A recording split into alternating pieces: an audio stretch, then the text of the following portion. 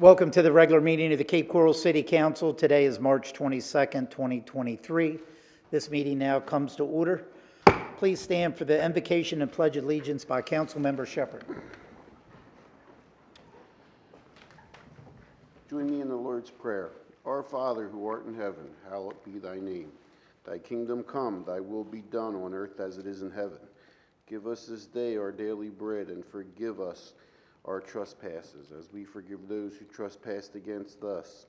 And lead us not into temptation, but deliver us from evil.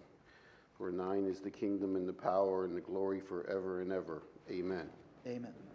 I pledge allegiance to the flag of the United States of America and to the republic for which it stands, one nation, under God, indivisible, with liberty and justice for all. Madam City Clerk, please call the roll. Mayor Gunter, Here. Council members Cosden, Here. Cummings, Here. Hayden, Here. Long, Here. Shepherd, Here. Steinke, Here. Welsh, Here. all present. Thank you. Item 5 is changes to the agenda. Also, I'd like to discuss with council. We have Resolution 69-23, 70-23, and 71-23 to see if we want to limit the citizens' input time for each one of those events or resolutions to 3 minutes for public input. So with that being said, I'm looking for a motion to approve the agenda or to make any changes, and also how we want to move forward with citizens' input on those 3 resolutions. I'll make a motion to approve Second. the agenda, but since we just did that, and a lot of these citizens may not be aware that this just occurred a few hours ago, I'd rather keep the rules the way they are right now until we move forward with that. Okay. So you have a motion to approve the agenda and the procedures how we As is. normally. As is. Does the second agree? Councilmember Cosden. Just for the sake of the public, can you clarify what you mean by keep it the same as it has been? Pardon me? Can you clarify your motion again? I'm sorry. The motion is to approve the agenda with no other changes. Okay, thank you. And does the second agree to that? No? Take it back. All right. Do we have a second on the floor for Councilmember Hayden's motion? I'll second. All right. Councilmember Welsh seconded. Madam City Clerk, please call the roll. Shepherd, Aye. Steinke, Aye. Welsh, Aye. Cosden, Aye. Cummings, Aye. Gunter, Aye. Hayden, Aye. Long, Aye. 8 ayes, motion carried. Okay, item 6 is citizens' input time. Citizens' input is a maximum of 60 minutes is set for the input of citizens on matters concerning city government, 3 minutes per individual. Please remember to state your name. We will utilize the podium to my left, your right. Also, there's an opportunity of only one time of speaking.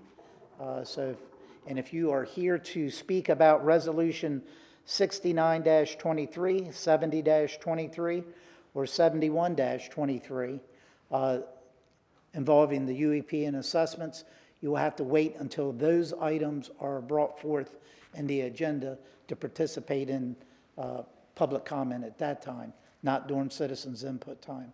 So any other items that are not on the agenda will be the time for the citizens' input that is here now. So anyone wishing to speak on any other items than ones that I mentioned, please come forward. We'll use the podium to my right, your left. Go ahead. Thank you. Yeah, I have pictures with me. This is what, State your name, ma'am. Lori Lehman. And Mr. Gunter, you've gone on all kinds of media platforms talking about all the plans you have for Cape Coral, but my big question is, when are you going to finish what you've already started? This is what Coviello Park looks like, And it has. It was supposed to be finished in October of 2021. And then, yes, we got hit with COVID, and then we got the hurricane. And after the hurricane, they came in, there were workers there, they chopped down trees, but instead of taking the chopped down trees away, they left them there. Can you switch the picture? And this was according to the Go Bond site, this was supposed to be finished by spring of 2023. Well, guess what? It's now spring of 2023, and nothing. There has been no one there for 3 months. When is this going to be finished, or is this what we have to look at all the time, those of us that border it? That's not fair.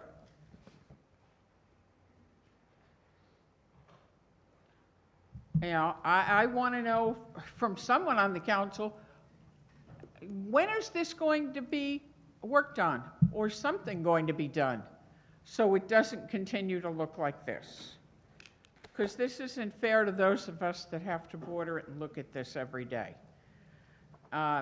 Second of all, back in January when I was at the city council meeting, I talked about the traffic on 38th Terrace that goes from Oasis to Aquilinda. I was told that there would be, and I filed a complaint with 311, and there was supposed to be a police presence or something there to observe what was going on. Nothing. 2 months later, nothing has been done. I even have a listing of school buses that come flying down that road. Something needs to be done there. Thank you. Thank you.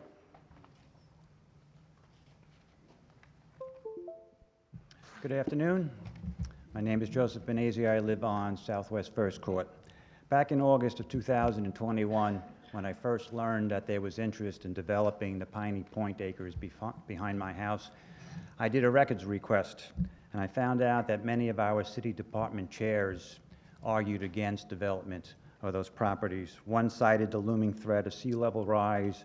Another one said that the project seems inconsistent with the city's conservation and coastal management goals, objectives, and policies, and that was all in capital letters for emphasis. My wife and I met with several of you at that time, and you told us that, well, there's been no formal application made, so there's really nothing to be discussed at this point. Fair enough. In December of 21, I did another records request, and I was told there are no records regarding Piney Point. In September of 22, in response to another records request, I was asked for clarification regarding what type of records I was looking for, building records, planning records. I responded that I want to know if the potential development of these properties has advanced over the past year. Dear Mr. Benazia, was the reply, per Planning Division, there is no application for this yet, so there is nothing in the public records to request. And then Hurricane Ian hit, and I spoke to this council at a recent retreat, making the fact that after Ian highlighted the importance of preserving this city's natural storm and flood protections. Nobody said a word at that meeting, and so you can imagine my surprise when I read in the paper that at a recent Catch Division event, a lot has transpired between the city council and the developers' property. So here I am, I'm still looking for information. I have some questions. I would like to know whether or not the concerns of our department heads have been satisfactorily addressed. I would like to know whether or not there has been a study done to assess the degree of compromise that this development is going to have on our natural storm protections and the impact that that is going to have on other property owners, such as myself. And I would also like to know that when Governor DeSantis has made climate resiliency a top priority for the state, and he's spending hundreds of millions of taxpayer dollars on a coordinated approach to address the impacts of sea level rise, intensified storms, and localized flooding, What is the sense in us compromising this city's natural storm and flood protections? The vision I'm catching from this development is not a good one. Thank you. Thank you.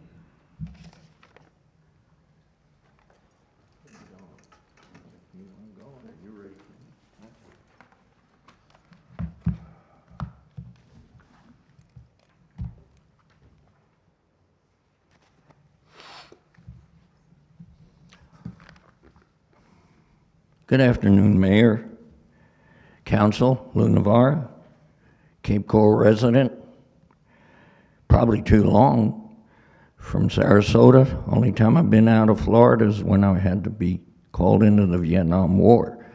And I won't tell you what the joke is from the Sarasota Countyans about us Lee Countyans. We'll do that for fun sometime. I want to talk about what I wanted to talk last week about. In the picture one, I would think we should have a bed tax for the vacation rentals. These people are knocking down $1,700 a week. They don't keep the places up. It's a motel. Even the motels keep their places up. Tired of dealing with it. It's R1, but you don't respect it. Now, I know the governor and the legislatures, they're taking away home rule. And maybe they'll take away your jobs in another couple years, really. And they're a threat to the First Amendment, but you all don't listen. So, what I'd like to see is an ordinance to tax them, just like St. Johns County does. They're 5%. Well, let's do 10% here. This is a more luxury area, I would presume.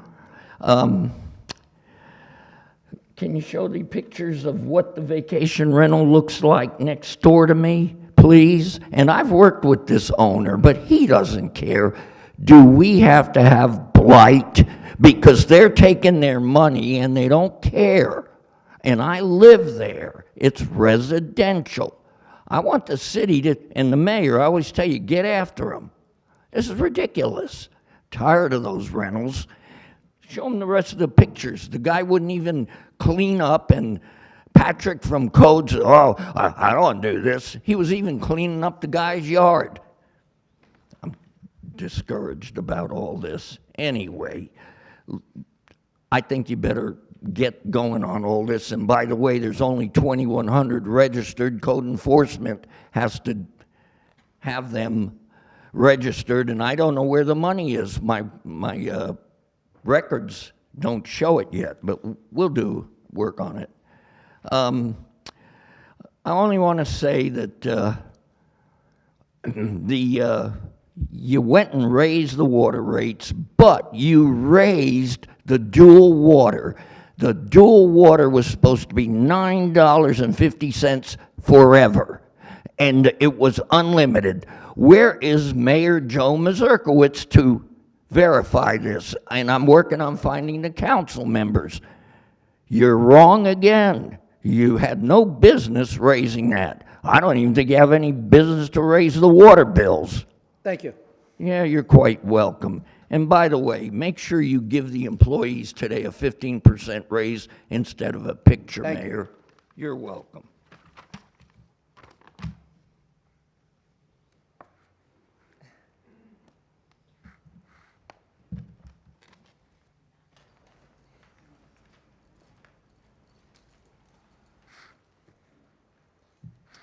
Good afternoon. My name is Jim Pavick. I live on 58th Court, or 58th Street in the south part of Cape Coral.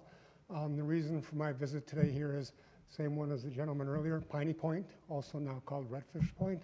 And I don't want to ignore or not really acknowledge some of the environmental aspects of it. Those are real, those are true, and we definitely want to make sure that those get a real deep look. What I specifically want to talk about, based on some drawings I saw, is the access on First Court.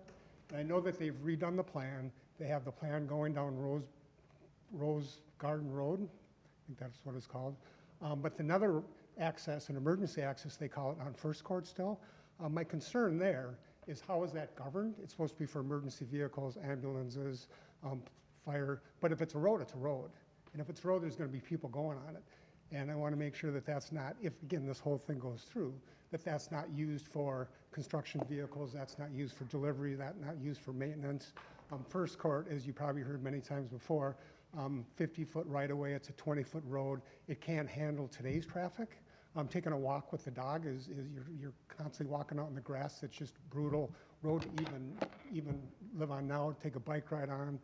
So I'm just worried about any additional traffic on First Court, specifically from a safety standpoint.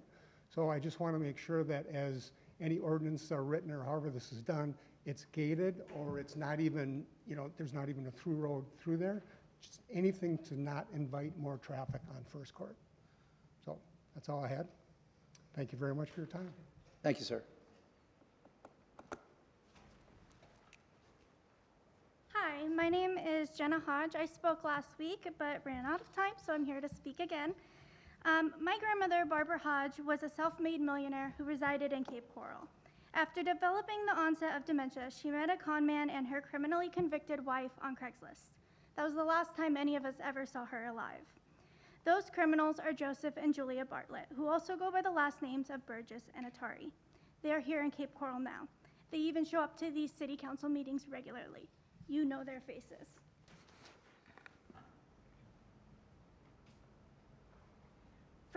These people took my grandmother out of state, kept her locked in a basement without a phone, often without food, medication, and other necessities to survive. During this time, they drained her entire $1.2 million estate. For every crime these people have committed, we have hundreds and hundreds of documents of evidence to back up everything we've spoken about. My family has tried for years to get help from the FBI, lawyers, and Cape Coral PD, but our efforts have been in vain. Instead of receiving help, these authorities that swear to protect our community have failed my family. Cape Coral PD refused to allow us to file a missing persons report when my grandmother went missing. We were actually on Fox News for picketing the police department over this issue.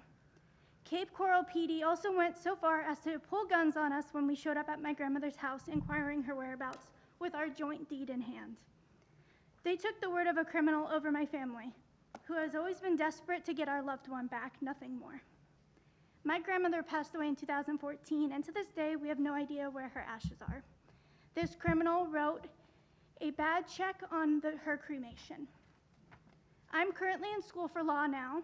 Despite everything my family has gone through, I have faith that the justice system does work. I have to believe that. Here's the reality. With criminals right in our own backyard, people that are so content to prey upon vulnerable elderly citizens, no one is safe. My grandmother was not their only victim. Whose loved one is going to be next? Thank you. Thanks. Good evening, Council. My name is Craig Schutte. I spoke to you as well last time, and I will say to you this, that all of you have been emailed a copy of this packet I hold in my hand now, which is full of evidence that you'll be very easily to see. That what we are talking about is something we have compiled over the past decade of information, and now it is time for you to please give us some help in setting us in the right direction.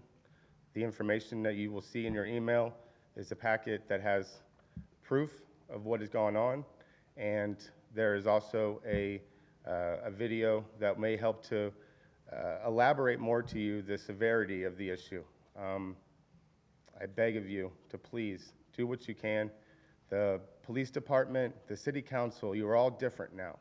10 years ago, there was a whole different set of people up there that we dealt with. You've all been given the information that we've compiled, and we ask you now to please put your eyes on it, put your common sense to it, to see what you can do to help somebody. At the end of the day, Barbara Hodge is gone, but you can help somebody else who's in this city right now tonight from being a victim. Thank you. Thank you. Anyone else wishing to speak during citizens' input? Seeing none, citizens' input is now closed. Is there any council discussion on citizens' input? Just a couple quick things I'll mention real quickly. Coviella Park, Mr. City Manager, maybe if you could give us an update on that. I will say that when the Parks Go bond was passed back in 2018, we've had two events that I think stand out between then and now. One being the pandemic, and then, of course, most recently, the hurricane. So with some of the timelines that were outlined in 2018, I can assure you that either one of those events weren't even planned when we were having those discussions. With that being said, Mr. City Manager, could you give us an update of where we are with Coviella Park? Yeah, I'm going to ask that Paul Klingen, our CIP director, come forward and explain what has been happening in the park over the last several months and what the status is of the park. Thank you. Thank you, Paul Klingen, Director of Capital Improvements. Like the mayor just said, certainly we had the bigger picture, COVID, and more recently the hurricane. The specifics to Joe Coviella Park, we did grant an extension related to the prefabricated bathrooms, which we changed manufacturers, but we also extended the contract due to the exotic removals in the wetlands and the uplands, which was required. So I was there Friday, and we're looking for substantial completion in May. So the bathroom is in, the exotics are removed, the paths are cut, the concrete slabs are in for the pavilions, the utilities are in. So we're down to the final dressing it up and putting the pavement in. Okay, thank you for that update. The other couple items that were brought up during citizens' input, Piney Point, I know this has been a discussion, but mainly that discussion, and as far as I know, hasn't reached to the level of city council. There could be some discussions that the private developer may be having with staff. My understanding that no permit has been applied for and no other items have been brought forth before this council. Not saying that that won't happen sometime in the future, but up to this point, city council, my understanding, has not had any formalized type of a document that we need to either discuss or vote on up to this point. As far as staff, I'm sure they may be working with the developer, but it has not reached our level as of yet. The individuals that came last week and this week on kind of what I hear is a criminal matter, I would recommend criminal matters, in my opinion, aren't for this venue. That is something that our police department would handle. So I would recommend, you even mentioned yourself, there's been a change in leadership from then until now. So my recommendation to you is to reach out to that leadership, reach out to our police chief, since it is a criminal matter. And that would be my recommendation for you, because I don't think that really is at this particular venue. This isn't an open discussion. If you'd like to set up a meeting with me, I'd be more than happy to sit down and talk to you. But I think that moving forward, you at least have to incorporate our police department and get them involved in this today. They're CC'd along with you guys too. So. Okay. So that's all I have for public input. Is there any other comments for public input? Councilmember Steinke. Yes, thank you. Just a couple things, and I don't know if we have a member of Cape Coral PD here that could mention it as it relates to emergency entrance into what would become Redfish Point. Most law enforcement use a specific method of gate entry, and so if it was an emergency gate entry, there are things like knock switches, strobe switches, gate codes that are only given to emergency. I don't know exactly how Cape Coral PD or our fire department uses those emergency entries only. Someone would have that answer of how that works.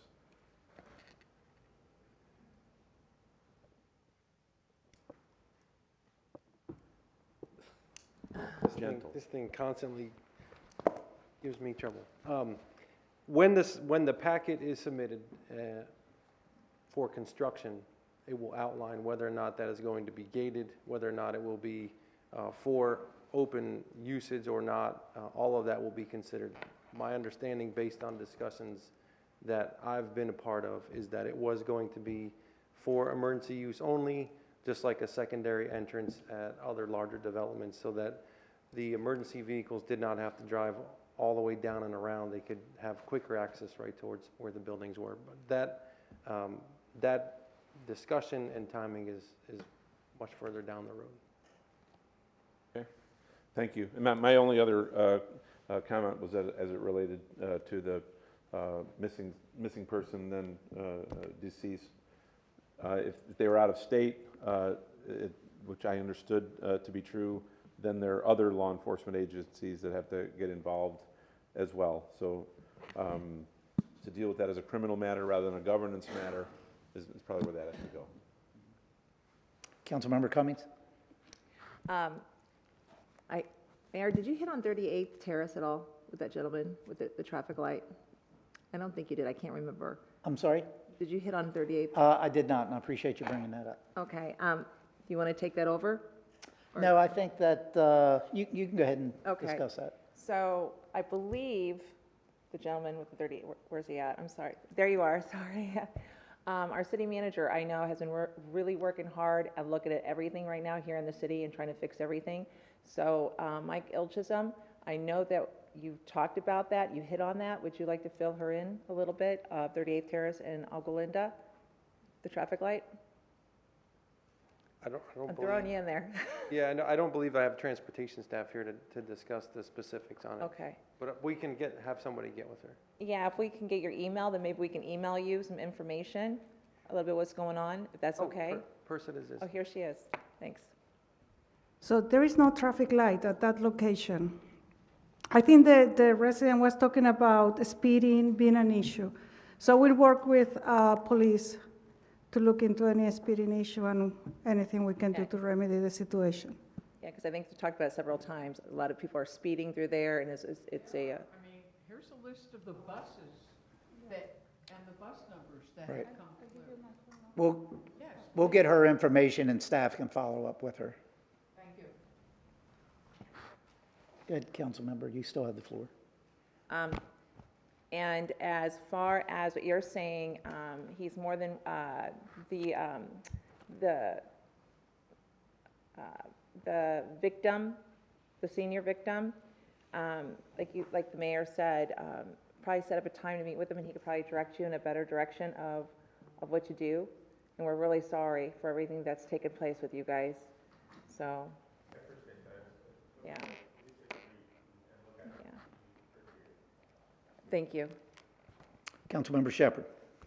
Yeah, I just wanted to mention that that's in my district where the citizens talking about speeding.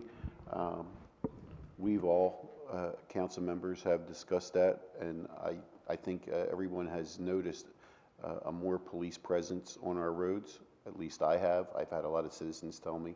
So we did react to the complaints. We all see it. How it's been in the last few months, but I've been very happy with the response from our police department and have seen action taken. Thank you. Okay, any other council discussion on public input? Okay, seeing none, we will move on. Next item on the agenda is item 7, recognition and achievements. We do have one particular presentation tonight. The employee is not here, but at this point I'd like to recognize the following employee for their outstanding service. I believe they will be retiring on March 31st. So I'd like to recognize for their outstanding service and dedication to the city. I want to thank them for their continued contribution to the city and all their efforts they put into their daily responsibilities to make this city a better place. Thank you for being such a valuable member of the team here at the City of Cape Coral. Madam City Clerk, would you please read the name of the recipient who's unable to attend tonight, and how many years of service as well? Peter Novosel, 32 years of service. Let's give Peter a hand for his service. Once again, congratulations on achieving this milestone, and we wish you all the luck in your future endeavors. Next item on the agenda is item 8, ordinances and resolutions. Item 8A, public hearings. We have Resolution 69-23. Madam City Clerk, please read the title. Resolution 69-23, a resolution of the City of Cape Coral, Florida, relating to the construction and funding of potable water improvements, creating the North 1 West Potable Water Improvement Area, ratifying and confirming the initial assessment resolution, establishing the maximum amount of the annual assessment for each equivalent parcel and equivalent residential unit, imposing assessments against real property within the North 1 West Potable Water Improvement Area, approving the assessment rolls, providing for collection of the assessments, and providing an effective date. Okay, thank you. Looks like Mr. Klingon, I guess you'll be providing the staff's report No, that's working. with the Yes. help of Mr. Mason. Yes. All right, thank you. Yeah. 2 for Thank 1. you. Paul Killian, Director of Capital Improvements. So this presentation will cover the 3 resolutions, 69-23 for water, 70-23 for wastewater, and 71-23 for irrigation. All right, so we'll give you a brief history, and here's the outline as far as where we are with the project for the final assessment resolution. All right, so the UEP history. Basically, the extension of the UEP is for the water, sewer, and irrigation. It's a citywide project constructed in phases. Primary funding for each phase is special assessments. The availability of publicly owned and maintained systems. It eliminates the need for individual potable water wells and septic systems, improves reliability and quality of service, environmental benefits, expands customer base. All right, assessments prepared pursuant to Home Rule Ordinance.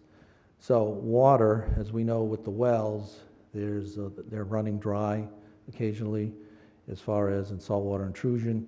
There's a special benefit that provides access to cities' potable water treatment and distribution facilities. Now, South Florida Water Management District may impose aquifer withdrawal restrictions in the future if we don't extend the utilities.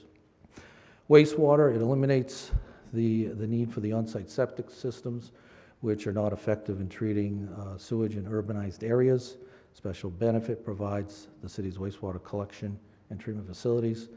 FDEP may also impose on-site septic restrictions in the future if we don't extend the utilities. And then certainly irrigation. Extending irrigation reduces dependence on fresh water and provides a method for disposal of treated wastewater for the irrigation purposes. All right, the majority of the construction for the water, sewer, and irrigation in the city has been paid through UEP assessments.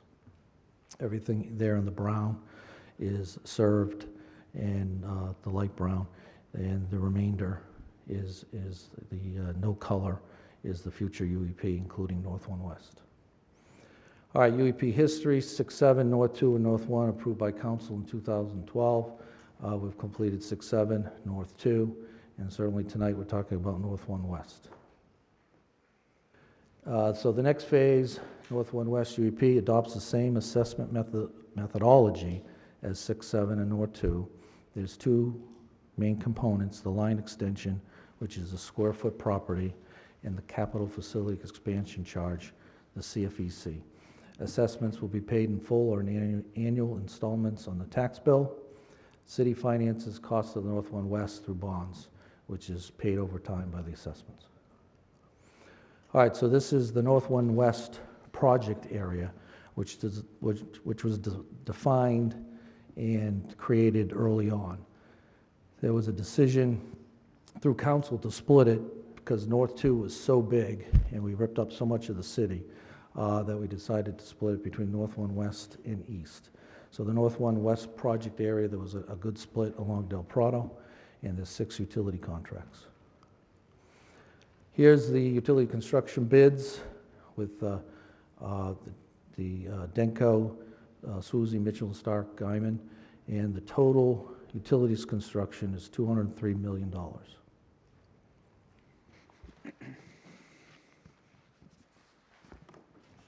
Denko is the contractor for contracts 1 and 2. Suzy, Southwest Utilities, has contract 3. Mitchell and Stark has contract 4. And Guyman has contracts 5 and 6. So the utility construction bids, here's a breakdown. I won't go through the numbers, but for the water, wastewater, irrigation, storm drain, and to give you the total $203 million, how that breakdown works. Here's the total estimated project costs with $175 million towards utilities, $11 million estimated for the facilities, and $28 million for storm drains, roads, fiber optics, and total $214 million total construction costs. Then you have the construction contingency, CE&I, construction engineering inspection, design survey, miscellaneous UEP, admin charges.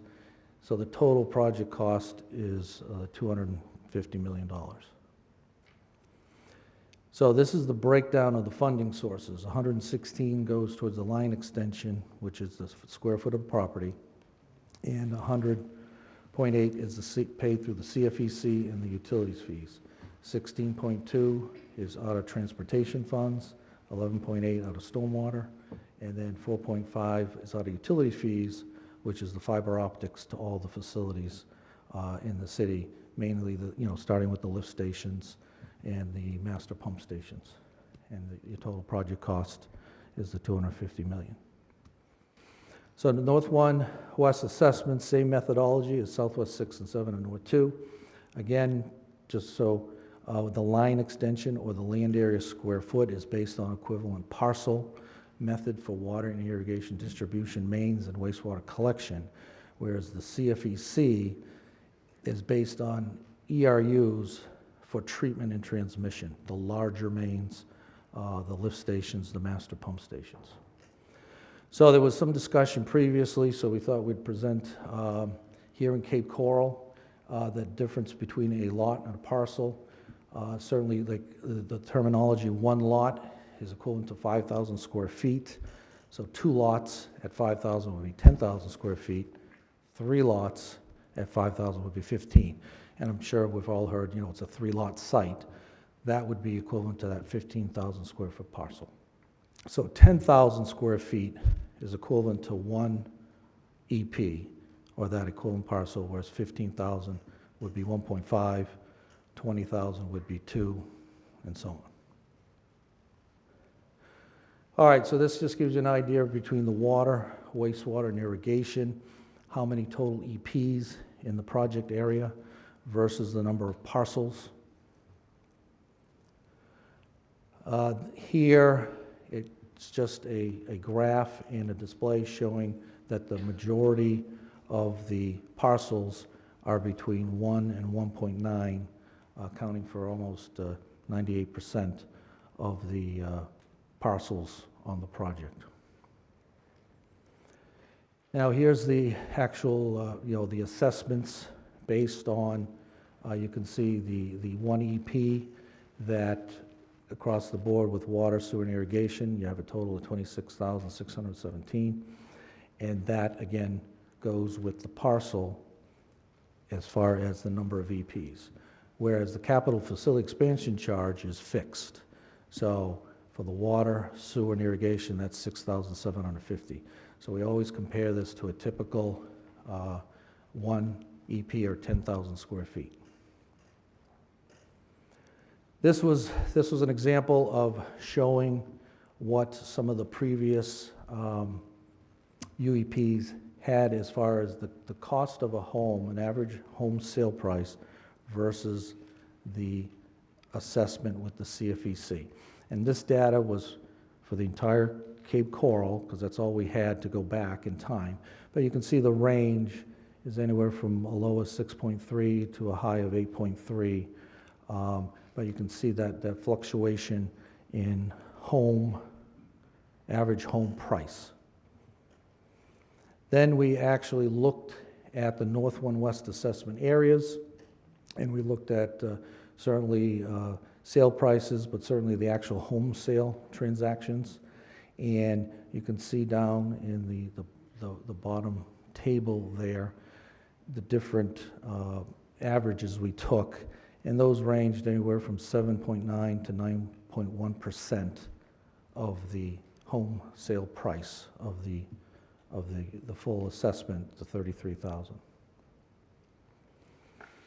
And we also did an adjustment. We used the Engineering News Record, which is the best index we have, because that's all related to construction.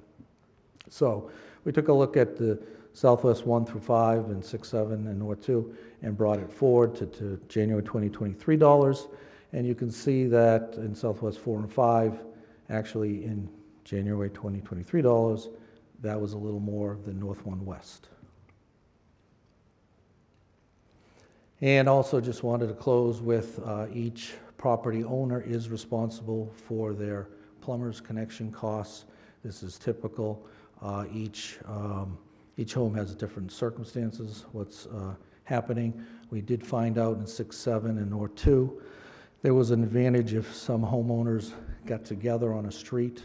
They may be able to get costs from different plumbers and possibly get some economies of scale if a plumber could do like 5 homes on a street. Certainly each home would have its own individual costs, but while he's there, he could get a few done. So I know a lot of neighborhoods took advantage of that in 6, 7, and North 2. So now I will turn it over to Mark. Thank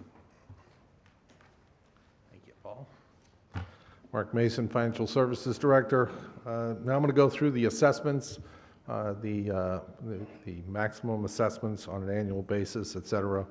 And so to begin with, we have exemptions on properties within the assessment area. However, it's been the policy of the city to pay these exemptions, to actually pay the assessments on these exemptions. So city-owned property is exempt from the assessment. County, state, federal-owned properties are exempt from the assessment. Institutional properties, although exempt, we do pay those assessments as well. And of course, we have irrigation prohibited connections that also that are exempt, but we do pay them.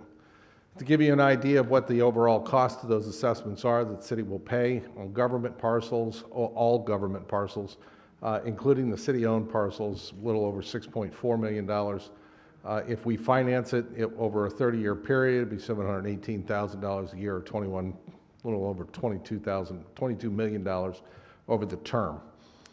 Institutional properties, we would normally pay those on an annual basis. Institutional properties can change from institutional to some other type of parcel during the term, so we generally would pay those on an annual basis. And of course, we have the irrigation to prohibited connections. This is when the irrigation lines are too close to a well, in which case they cannot connect to the irrigation system. So in this circumstance, we would also pay, whether we pay it on an annual basis or whether we pay it up front. We have that option, and we will come back to the City Council during the summer months and actually talk about whether we're going to pay these annually or we'll pay them up front.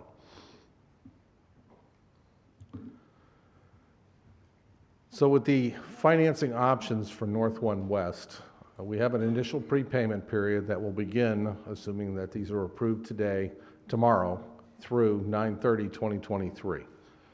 The purpose of 9/30/2023 is we intend to issue the debt for the financing associated with this program for North 1 West. Interim prepayment period would then run from 10/1/2023 through 7/31/2024. The interim prepayment period includes the cost of the interest that would be accrued during the period between the time that you issue the debt and the time we actually do the first bill. And this is called capitalized interest that we generally incur during that period of time. And then we have an amortized default method, which is the default method, is the amortized payment. It's when if somebody doesn't prepay it, it would automatically be amortized over a period of time. The residents that live in the area that will have the opportunity or the option to actually select which period they want to choose to pay the assessments, each one of the assessments on, They could utilize the 20-year assessment or 25-year assessment or a 30-year assessment. If no choice is made, it will default to the 30-year method. And the first billing will occur in November of 2024. That's the first bill that will show up on the tax bill, and that's as far as the assessment is concerned. So if you don't prepay in the initial prepayment or the interim prepayment, you'll be able to, then it will show up on your tax bill in November of 2024. It doesn't mean that it can't be prepaid anytime after that. It can certainly be paid off anytime after that, but from that point forward, it'll be on the annual tax bill. So when we talk about the initial prepayment amount, it's the total amount for the equivalent parcel for if you prepaid all 6 of the assessments for both the water, sewer, and irrigation line extension as well as the CFECs, it would be $33,367. Now, for anybody who chooses, they can pay off any one of these, any 2 of these, any part of these if they so chose, or they pay off none of them, and it would be automatically revert to the 30-year if nothing else is chosen, and it would be billed on the tax bill. This has no interest cost in it. This is just straight up the estimated cost of the construction, which you've already seen, which is a little over $116 million. And this is broken. That's for the line extension. Then you have the CFEC portion of this, and that's just simply broken down into the numbers that are associated with the cost of the project. Now, in the interim prepayment amount, I'm sure that there's been a lot of discussion about the fact that this is set up on a 6.5% interest rate, and the 6.5% interest rate is used because there's unknowns between now and even now and the time that we actually issue the debt. And this is all about the issuance of the debt. It's got nothing else to do with anything else. It's just the timing of when we actually issue the debt, which generally follows at some point after the actual establishment of the assessment. And so with that in mind, we utilize 6.5% with the understanding that it sets the bar as far as what the maximum annual assessment will be. And the maximum annual assessment isn't something that you would take and then multiply it by 30, thinking that that's how much you're going to pay over a 30-year period, and I'll show that to you in a minute. But it's really designed to tell you that it can never be higher than that particular amount ever during the term of the assessment. And so it sets the bar that it can never be higher, but it can always be lower than that particular amount. So when you're talking about the interim prepayment financing, again, what we're talking about here is that we've gone out, we've issued the debt, and there's a period of time between September when we've issued the debt and the period of when we actually do the first payment. There's a capitalized interest period there where we're not making any payments on the debt. And so it accrues interest during that period of time, and that's what you're basically paying for on the interim prepayment basis. And to give you an idea, again, to go back and talk a little bit about with the 6.5% and the fact that, if we issue the debt and it comes in, the all-in interest cost of the debt is say 5%, then clearly all of the debt payments will come down and the maximum amounts will actually come down to a different number. But that's just, again, the maximum amount. That's not the annual payment amount. It just sets the bar of what the actual maximum assessment can be at any one point in time. And so on the maximum, for the 20-year term, the maximum or the total amount of the assessments, if all 6 were financed, would be $4,360 annually. So it would be on the tax bill, assuming that the interest rate that is utilized is the interest rate that the debt is sold at. For the 25-year term, it would be $30,986. Again, same, and this also includes any collection costs or the statutory discount that we are required to pay to the debt. As far as the collection costs are concerned, we have the tax collector usually charge a fee to put the assessments on the tax bill. And then we have the statutory discount, which allows every property owner in the state of Florida, city of Cape Coral, to take advantage of a 4% discount if you pay in November, a 3% discount if you pay in December, a 2% discount if you pay in January, a 1% discount if you pay in February. So we have to take into account those discounts during the course of in the establishment of the assessment, so it's taken into account when you're looking at these maximum assessment amounts. And for the 30-year term, which again is the default, it would be $3,734. And again, this is the maximum number. It's not the annual number. It's just the maximum annual payment amount. So in looking at all three, when you're making a determination of which one you wanted to use, whether it be 20, 25 year, or 30 years, it's a declining amount on an annual basis. If you use the 30-year versus the 20-year, the 20-year pays it off quicker, the 30-year doesn't. It's just a little bit longer period of time. I know this is a little bit small as far as seeing this, as far as looking at this schedule. This is what the estimated loan schedule looks like. We've had this discussion since the first time we talked about the whole debt structure as far as how this would end up being paid. I think one of the clear things here is that, again, we're required to take into account statutory discount. We do need to take into account whatever the collection costs. So if you're looking at the collection cost, and this is what we estimate the collection cost to be, assuming nothing changes in the next 30 years, it would be, I believe, it's in about $7.32 a year added to the assessment. On the statutory discount is a calculation based upon the actual debt service payment. And so the structure for the debt service payment that we have and what we have structured as far as each one of these assessments, this one only talks about the stormwater. However, we also have put all 6 of the assessments for 30 years on the website. So if you want to go look at those, they're at the UEP website, on our website, on the City of Cape Coral's website. And you'll be able to go in there and look at each one of these to see what the maximum amount would be if this is the dollar value and this is what we sell the data at and this is the maximum amount. And so the calculation of the principal, we use the same principal amount. We use the total amount of the assessment divided by 30, and that's the amount that you would pay each and every single year on a principal basis. And then the interest is simply calculated on whatever the remaining amount of the balance is on an annual basis. Very little different than a mortgage or anything else.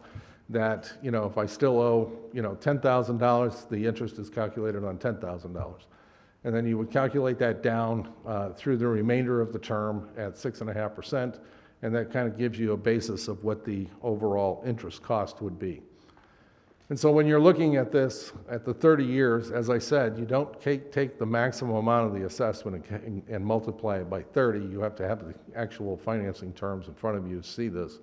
The overall estimated cost over a 30-year period would be $30,000, recognizing that, yes, that is higher than the original $14,363, but it is on a 30-year basis, and so it almost doubles the overall cost with the interest cost at 6.5%.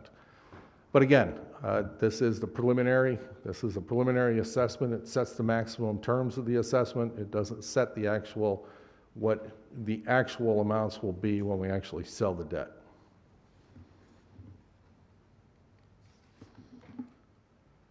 So we've talked about grants. We've talked about some of the things that we've done with grants. I just want to remind everybody we have a grant in hand with regard to the reclaimed water main extensions.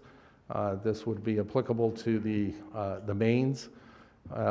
We've also applied for an additional grant from South Florida Water Management District that would, in approximately $12 million, of which $5.1 million would be applied towards the collection and distribution square foot assessment, and the 6.8 would be applied to the treatment and transmission side.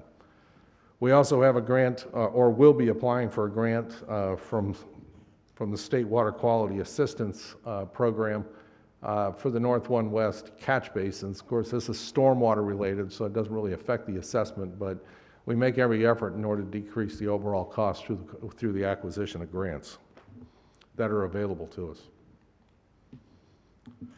In addition, the city has a hardship program. The hardship program is generally a deferral of annual payments. We don't take the payments away, we simply defer them until some future date. The city does make the payments on behalf of the property owner if they're eligible for the hardship program. But at some point in time, if they are no longer eligible for the program, they'll need to start making the payments back to the city at that point for the assessments that the city has paid on their behalf. It's also based on income qualification. We utilize the CDBG HUD guidelines for income qualification, and the HUD is the Housing, Urban, and Development federal agency, and the CDBG is the Community Development Block Grant Program, and the qualifications that identified for them for very low, and moderate income property owners. The program is only available for owner-occupied single-family homes, condominiums, duplexes, and they must be homesteaded properties. It's not available for anybody else other than homesteaded properties. And they must qualify annually for the hardship program.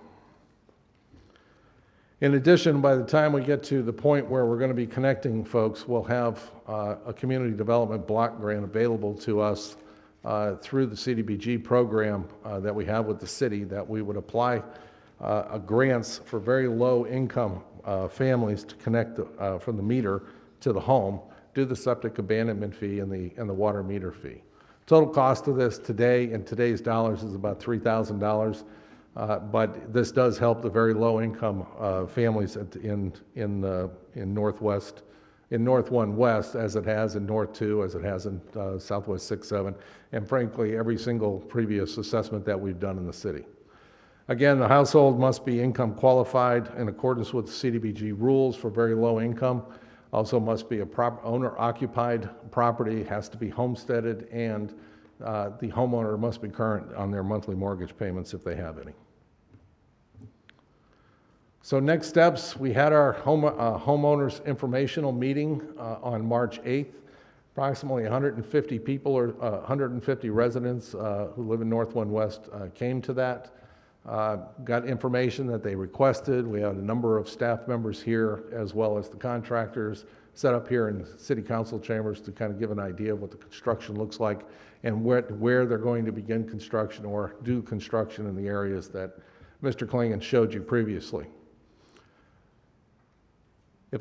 And tonight, we have the final assessments for public hearing to be set.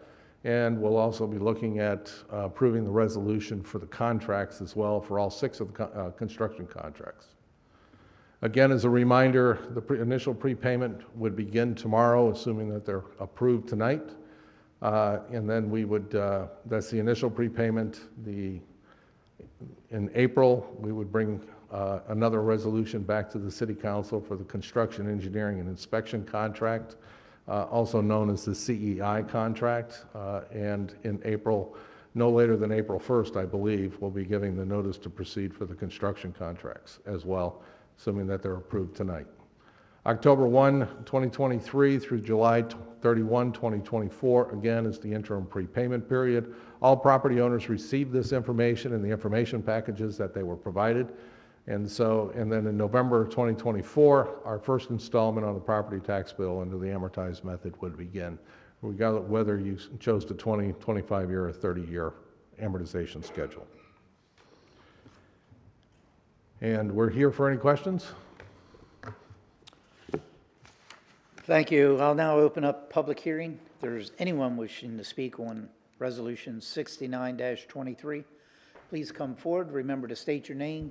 We'll use the podium to my left, your right, for anyone who wants to participate in citizens or the public hearing.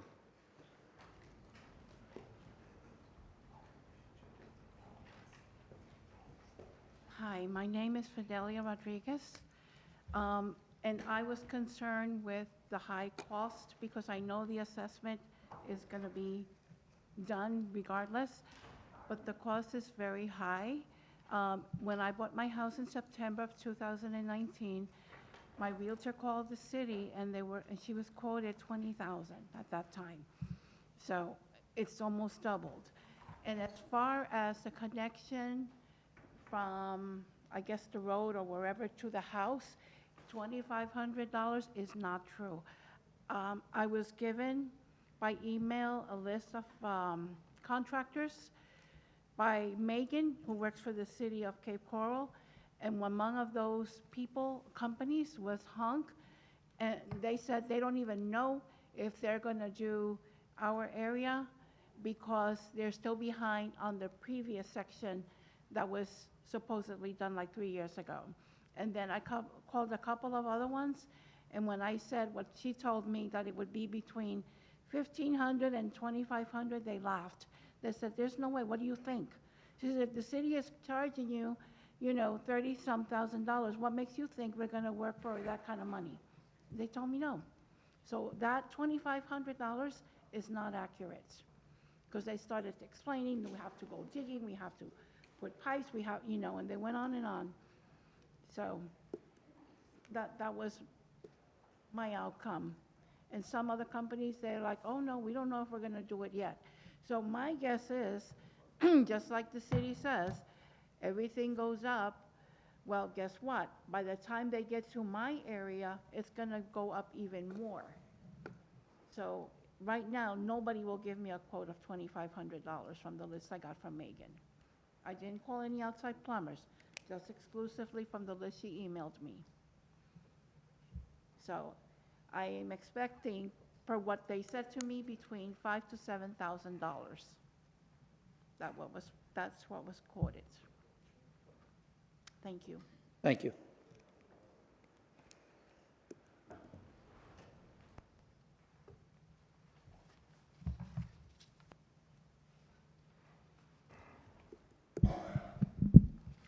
Lou Navarra.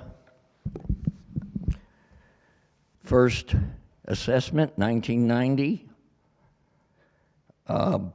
Have you told the residents? I was shocked when I had to pay it all. I thought $13,000 was exorbitant. This is terrible. How do you expect people to live? How do you expect young people to buy a home? Impact fees, have you told them you have to pay an impact fee? I was really ticked off. I thought the final price included everything. I think you should look into that, council and mayor. Now, according to environmental studies, build out, you won't have enough city water or whatever you want to get it from by build out. Have you done any environmental studies lately with this big price tag?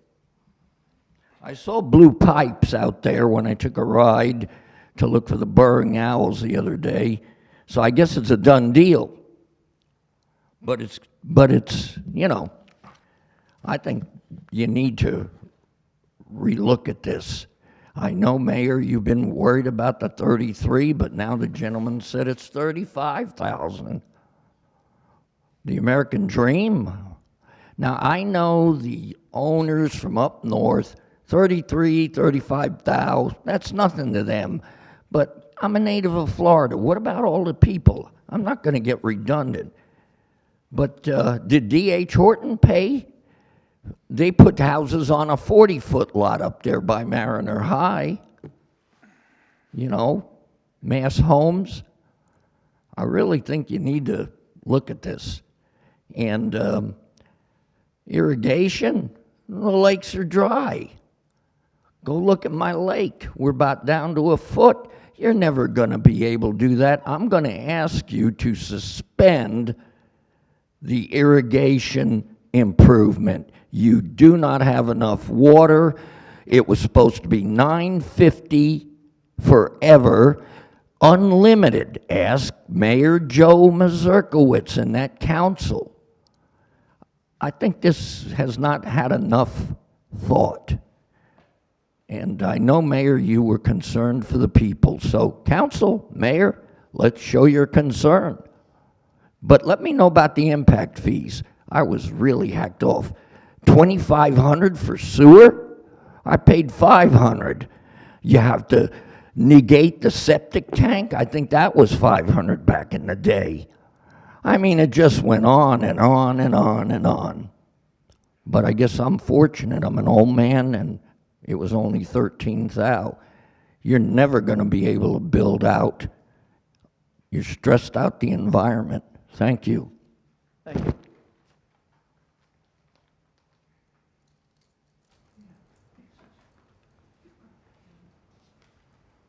Council members, Mayor, my name is Sandra Malloy. I've been a resident in Cape Coral since 1995. I want to express my concerns about the proposed water project the city wants to undertake. As you are aware, Hurricane Ian has caused significant damage to our community, including homes, businesses, and lives. Many residents are struggling to just rebuild their homes and lives. Insurance companies are lowballing people left and right, dropping people. I work in construction. A lot of these homeowners are going to PACE funding just to get their homes livable before the next storm season. And now you guys want to add more to their taxes. For those that don't know what PACE funding is, it goes onto your tax bill. And for a lot of people, that is the only way they can afford to rebuild. This cost in such a short period of time, people are rebuilding, and you want us to come up with over 30 grand by September to not face the interest rates, which, by the way, the federal government just raised today to 5%, the highest since 2007.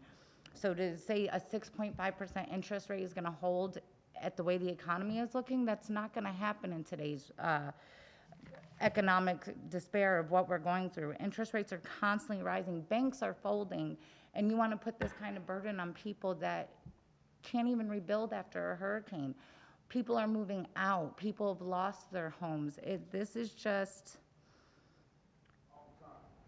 to put this on the burden for people on top of it. We're going to lose members of our community. You're going to put people, I can't even speak right now, sorry. People are going to lose their homes over this. This is a lot of money to go into things.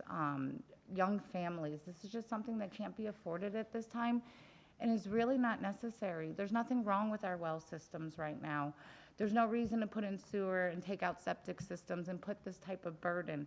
There should definitely be a lot more planning into this and a lot more warning for people to be able to pay these things instead of a 6-month period after a natural disaster that has cost people everything they have. People have lost their jobs, their homes. And with interest rates rising, to put this on us is just absolutely ridiculous. Thank you. Thank you. We won't have any applause, please.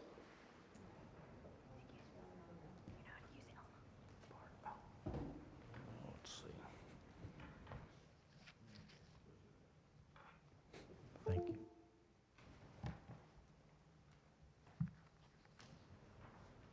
Did you get that approved through the clerk's office, what you're going to be putting up on display? The clerk's office came and spoke to me, Mr. Mayor. They didn't ask specifically to see it, but I'm happy to show them if they'd like.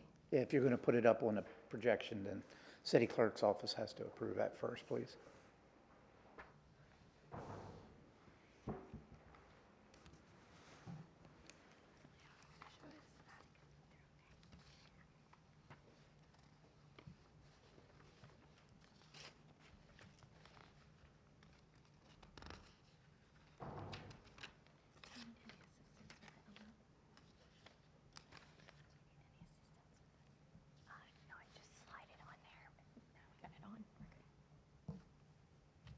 Thank you.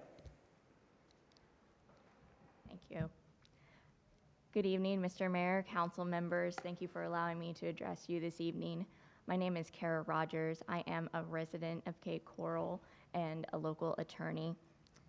3,000 families, $33,000 per assessment, and a project cost of $250 million. That's what is on the line this evening when you're considering this proposal, and it requires serious thought, planning, consideration before any decision is made.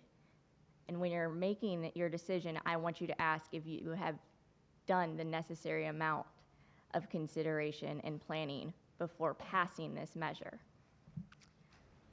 I have a few facts to present for the council.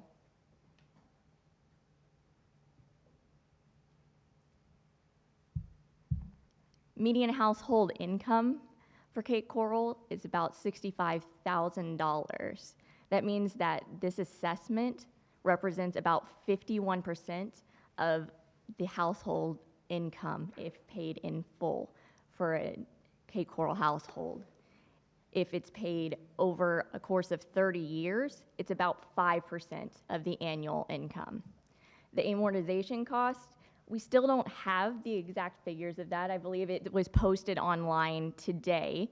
I ran an amortization myself based on the 6.5% principal with, or 6.5% interest with equal principal payments, and came up with $60,452.25 paid over 20 years, $66,290.85 if paid over 25 years, and $72,129.37 if paid over a period of 30 years. After hearing our finance department speak and reviewing the 30-year amortization they posted online this morning, as that was all that was available at the time, it's apparent that this is actually less than total amortization cost because it does not include certain fees that are included in the 30-year, 20-year, and 25-year amortization. Additionally, as you heard from previous residents, Hurricane Ian has devastated this area, and something that you may be aware of or may not be aware of is that there's currently tort reform that is being considered by our legislature that's going to have a huge impact on citizens' ability to pursue their insurance for claims that are unpaid. That is going to cause a lot of pain to those people who are in this area who have not been able to recoup the necessary payments from their insurance companies. So you already have people who are struggling in this area.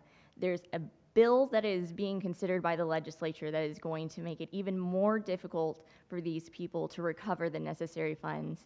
And currently, you're looking at imposing an even greater hardship on them by imposing these assessments. Another thing that needs to be considered are the construction costs. Right now, there's a 14.1% year-over-year increase for 2022. So you're looking at some of the highest construction costs when you went into this bid. Escalation is expected to stabilize in 2023 and 2024, and material costs are actually expected to decrease by mid-2023. So the cost of this project may very well decrease if it's held off on. A few other things to present for the council's consideration.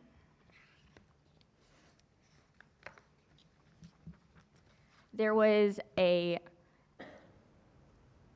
graph that was shown by the finance department as far as the assessments and how they related to the average home price in the area.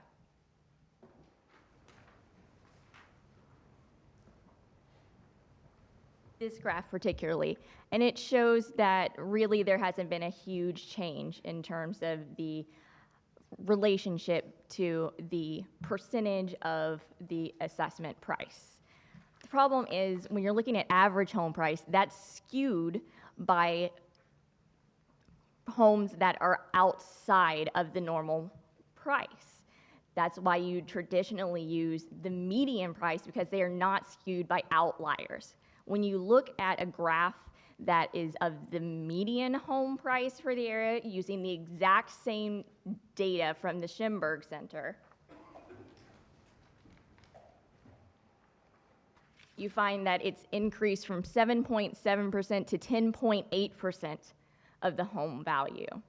So while it appears, based on the graphs that have been presented to you, that there's not been a large change in the amount of the assessment being applied to the home versus the home's value, in actuality, when you look at a figure that is more reliable because it excludes the outliers in terms of the high value homes, you see that there is in fact a large difference between what has been charged in previous years to what has been charged now. Members of the council, There's also an issue with the notice that has been provided to the members of the community. There's a requirement in statutes that notice be provided to the members of the community so that they can make informed decisions and come to this forum in order to speak to you and address you with all of the knowledge that they need to speak to this plan and whether it's a good plan or a bad plan. Unfortunately, that knowledge has not been available to them. The amortization schedule was just posted today.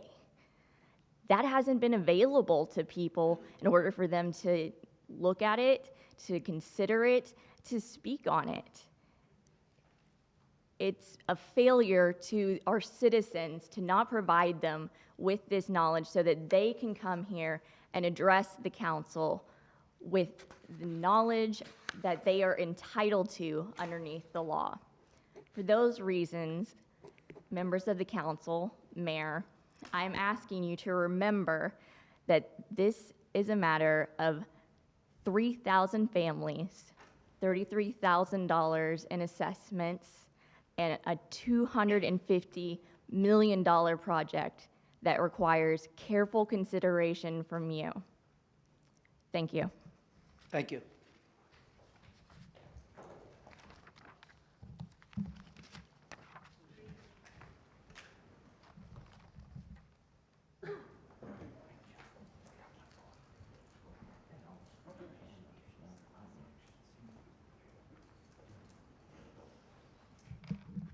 Good evening, City Council, Mayor. My name is Chantal Flonick. I live in the Northwest area that we're discussing today. I've been here for 27 years, and for the majority of those 27 years, I have actually lived in that area.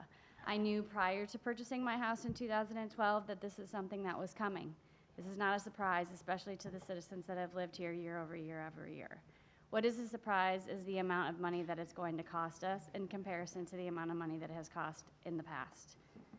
So when I purchased my home, I was actually excited that eventually I was going to get city water.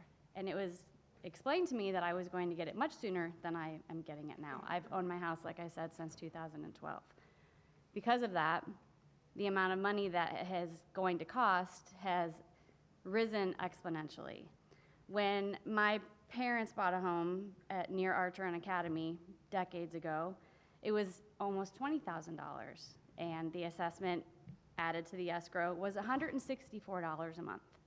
Today, it's going to be $350 approximately added to the escrow of my house.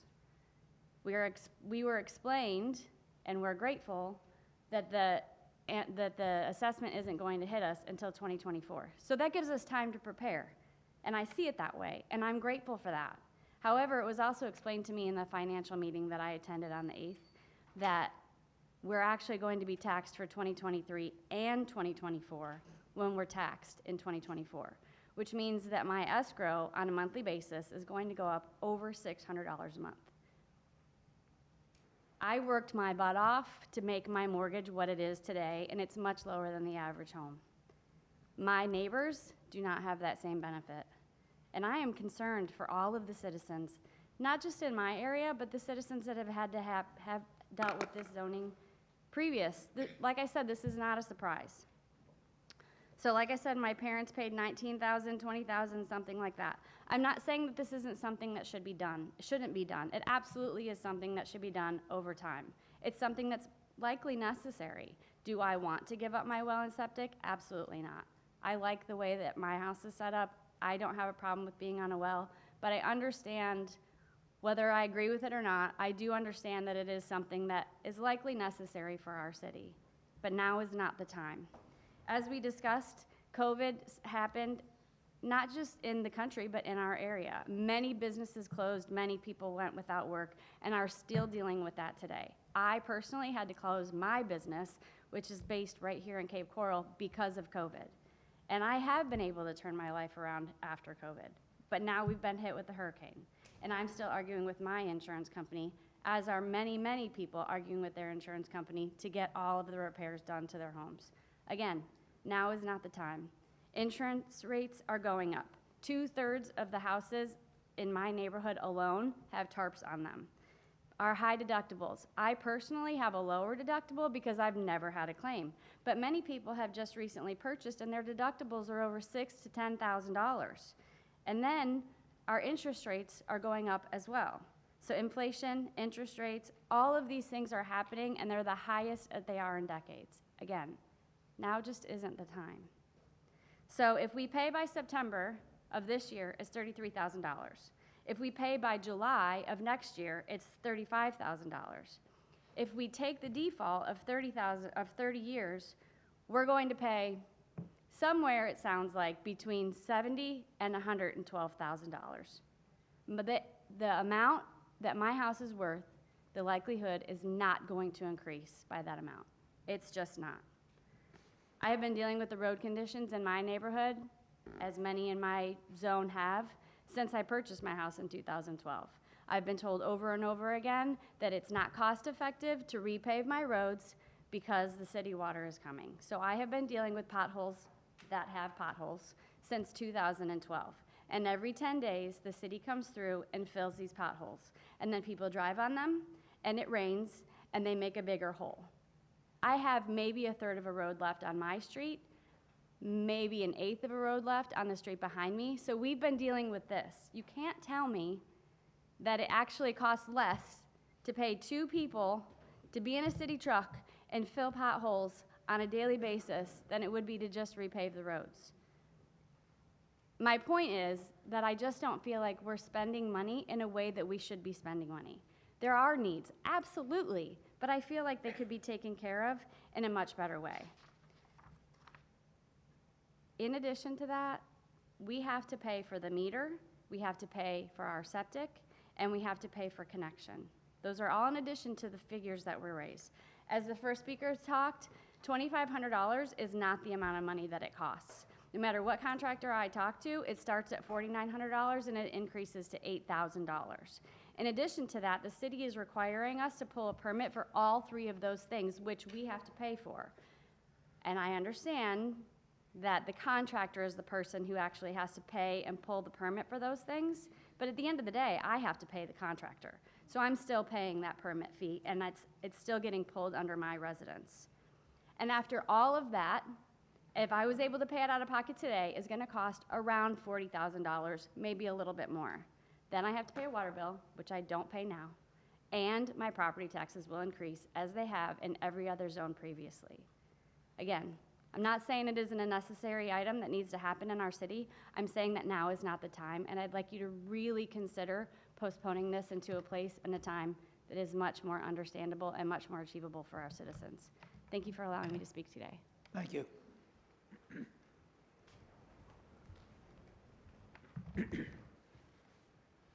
Good evening, City Council members. Good evening, Honorable John Gunter.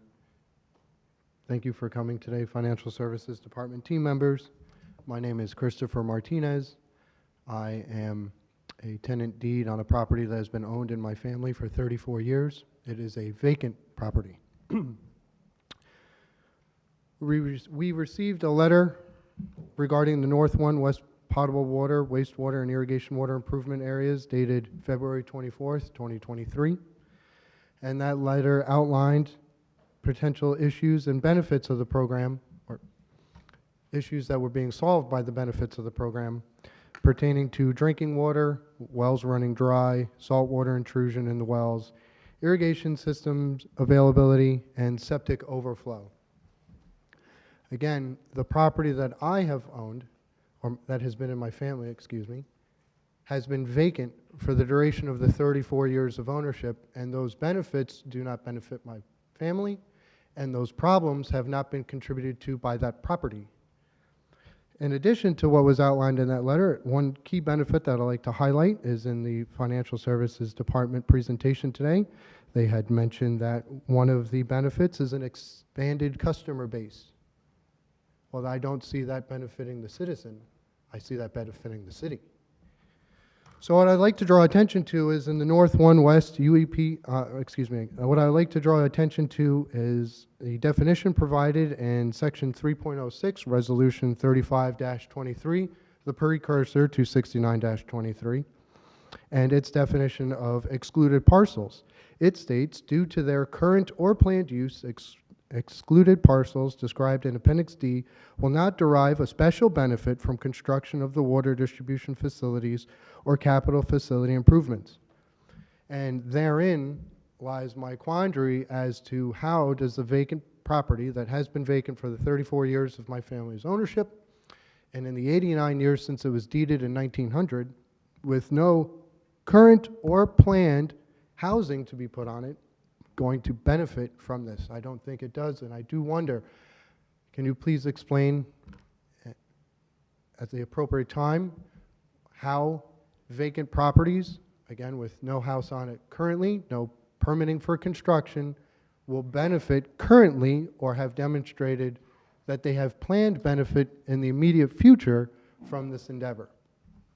Because otherwise, it seems fit to me under this definition that such a vacant property should be excluded. And likewise, more evidence is provided to that in the Financial Services Department's presentation today, slide 35, regarding hardship. The program is only available for single-family homes. And the audience around that hardship criteria dealt with a home. There is no home on the vacant property. Likewise, on slide 36, the grant is issued to conditions of a household, owner-occupied. There is no house on this property. It is not occupied. So again, I don't understand how I'd be reaping any of the benefits or contributing to any of the causes for this initiative's needs. And for those reasons, I ask, please again, why are vacant properties considered when we have already defined excluded parcels and have accepted that as a condition in this resolution? I would also like to address a concern with regard to the absence of a schedule on the, or excuse me, I would like to address the absence of an advertised, open, publicized bid regarding this property or this project.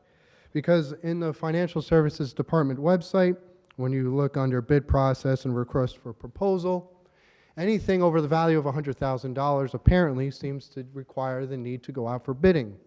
However, today what was learned was that the pricing estimates provided were gathered from the Engineering News Records, which is a publication on trends in the area, but does not actually reference or illustrate first-party contractors within the property that are capable of producing the work today.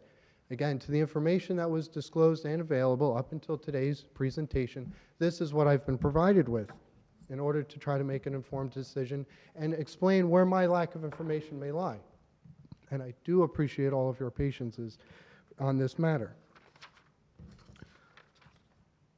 Lastly, one thing I would like to highlight is, at least as of March 14th, 2013, on the frequently asked questions subpage of the UEP project, there was a question regarding, and it starts with the statement, "I am building a new house." And therein lies the city's response, such that certificate of occupancy will not be issued until the city has completed the installation of the utilities and the building is connected to the city utility system. And to that, I ask serious consideration. How is that not a hardship to the homeowner when they won't have intended use of the property because they are at the mercy of a project for which they don't understand the costs that are incurred, they don't see a visible and advertised schedule of how long it's going to take, and they have their usage of said property impeded because over which period of time, if this holds true that they can't have a city certificate of occupancy until the work is complete, well then the homeowner is ultimately held hostage in what they can and cannot do with this home at the discretion of, only today I saw identified contractors that were not published previously. I have also submitted a letter to the City Council, well, specifically to the Financial Services Department, because that is where the letter dated February 24th, 2023 came from, by certified mail that addresses further questions that I would please ask for the City Council members' consideration and their evaluation of these matters. I greatly appreciate your time and patience on this, and I understand that this is a challenge, trying to cast the umbrella that it falls on all of us, though. Thank you. Thank you.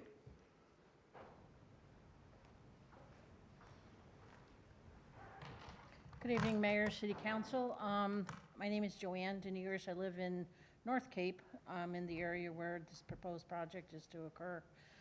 Based on the presentation, the financial individual gave the lowest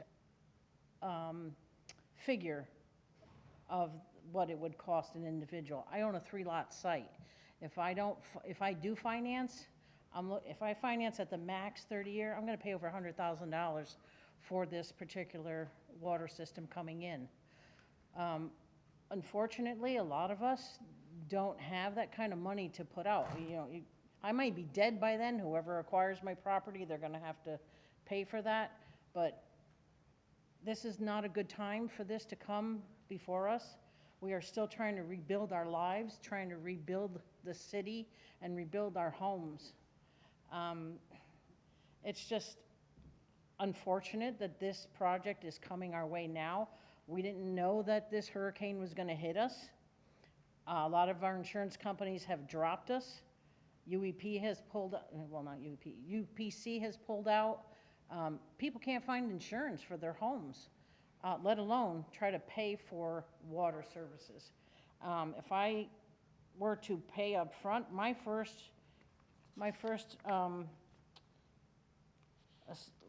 bill would be $10,900 if I was to pay that effective tomorrow. Where am I going to come up with $10,900? I'm still fighting to get my house fixed. I don't know how people can afford this. And they talked about a hardship. You have to meet HUD guidelines. That is for low-income individuals. We're not low-income individuals. I want to know how many people have qualified for this hardship. Because if they did, you wouldn't be owning a home in Cape Coral. For one household, I'm not sure, I looked on the website, but per HUD guidelines, you wouldn't be owning a home. I'd have to take in, people to live in my home to be able to pay this. I don't qualify for the hardship. I do work every day. I've lived in this community for 30 some odd years. I anticipated this coming when I built my home in 2000. But not at this cost. The cost is hitting us hard. I please ask you to reconsider postponing this. I understand that, the contractors are ready to roll, finance is ready to grab our money. I'm not ready to give it. It's just not a good time. I know COVID hit, but this hurricane kicked our butts. Unfortunately, when the governor declared us a state of emergency, that didn't go all the way to Washington, D.C., if people don't know that. So there's not a lot of money coming back into this community. So I think the governor's trying to grab a hold of that so we can get reimbursed for some monies for this hurricane. But I please beg of you to reconsider pushing this forward. Not everybody can afford this, not at this time. I'm sure you all were affected by the hurricane, and I hope all is well with everyone, but we're still trying to recover. And I appreciate your time this evening, but this is not a good time. Please reconsider, because a lot of people are going to have to either sell, move out, or lose their homes.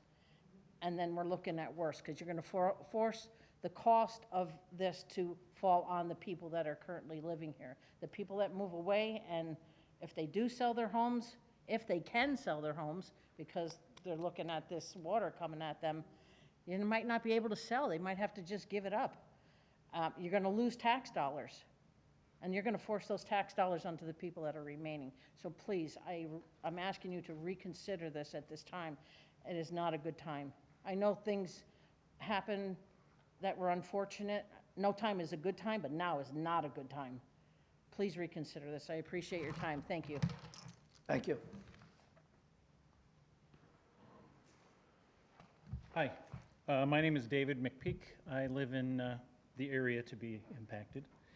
Never done this before, so bear with me. I don't have the professional presentation that these other folks have, but just a couple of points I want to bring up for you to think about, and I realize that this is already kind of done. So, I mean, everything's moving forward. So, I don't know if this is going to fall on deaf ears or what, but I guess I just feel the need to voice my opinions on this. Relatively new to the area. I knew this was coming also. I started putting money away for it, but when the total price tag came in, I was blown away. I've got a friend that lives 2.5 miles from me who in 2021 purchased their home, and their cost was $21,500 for the same services that you're bringing to us. So that's 2 years ago. So now to go to $33,367, that's almost a $12,000 increase in 24 months, along with being hit by a hurricane, which doesn't make sense to me. If you figure it out, it's at least a 36% increase. There's got to be a better time. There's got to be a better way to do this. Financially, it's a killer for everybody. The lady that spoke before, my neighbor is a retired state trooper. He owns a beautiful home, and unfortunately, he owns the lot next to it. And he told me that he was going to have to move, and he was almost in tears. And I don't want to lose him as a neighbor. He's an awesome neighbor. You know, he's one of those ones that you want to keep around. And this gentleman's going to have to move, or he was going to have to. Fortunately, his brother died and left him money. Isn't that sad? So now he can pay for it. That's what he's going to do with his inheritance. I think that's crappy to make somebody have to resort to that in order to stay in this area. So there's a lot more at stake here than just, you know, moving forward with the project. There's a lot of people that are going to be impacted by this. 3,000 families. How many others, you know, in the next one you guys decide to move forward with? And then lastly, I just want to mention one other thing that's really at the heart of my concern. I spent a lot of money putting a reverse osmosis system into my house because my wife is at home and she's disabled, and she drinks a lot of water. And, you know, the doctors tell you that you should drink a ton of water, right?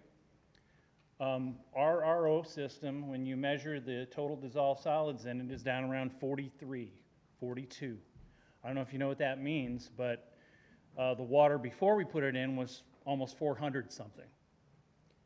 How can you guarantee me that this system is going to, number one, have the quantity of water that's necessary for all these new homes and the quality?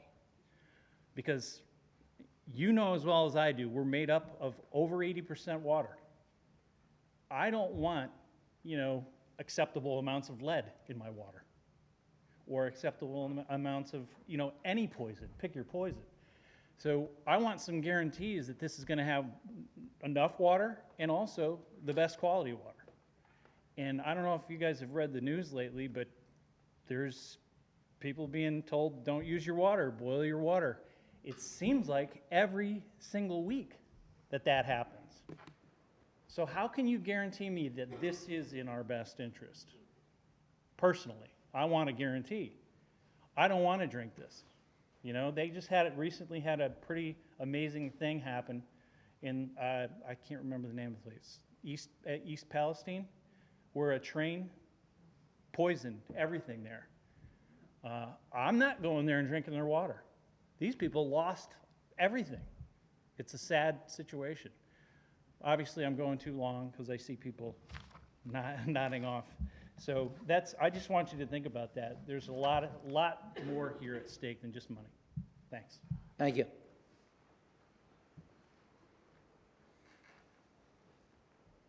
Hi, my name's Derek Winger. I moved to Southwest Florida here in Cape Coral June of last year, so just in time for a hurricane. I'm in the roofing industry. I helped my brother in Iowa operate his construction company. We did roofing, siding, exterior. Now I'm working down here, obviously, in the roofing industry. I'm helping this city rebuild like I've helped other cities rebuild in the past.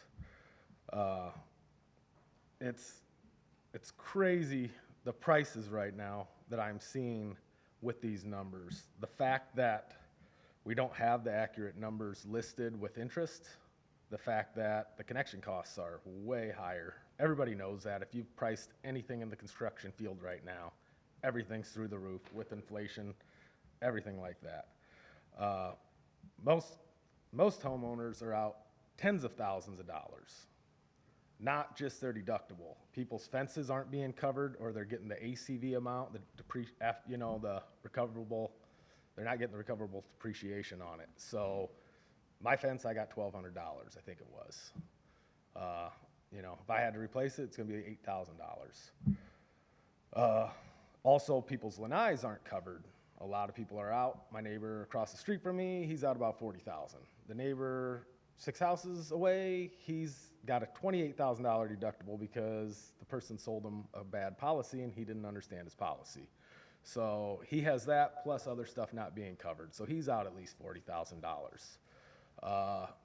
2 friends in the neighborhood that are just down the road didn't know they were dropped from insurance right before the storm. One was in Cuba, and one of them didn't get a cancellation notice. Now his mortgage company is fighting. He's already stopped making payments on his house because if this passes, he has a double lot. He said, I'm just going to let my house go. I just bought it last year. Why not let it go? I make good money. I'll just use cash for everything. I think it's pretty sad that people have to resort to that. I was never even notified by my realtor of this coming. I bought my house. I showed up with the U-Haul the morning of signing. Everything was good, high-rated company. Everything's covered. Sent me over paper to sign. It said something. And I find out 4 days after purchasing my home from a neighbor, oh, you hear we're supposed to be getting city water? Obviously, that's before the storm.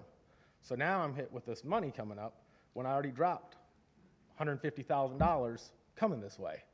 So I don't think now is the time, with insurance companies going under. This is going to take a few years just to rebuild the area. I worked the Iowa derecho. It's a 140-mile-an-hour straight line wind that we had come through there. And it took over 2 years to rebuild that. And this is way bigger than tiny Iowa. So I'm asking that it's postponed till the rates drop on cost of goods.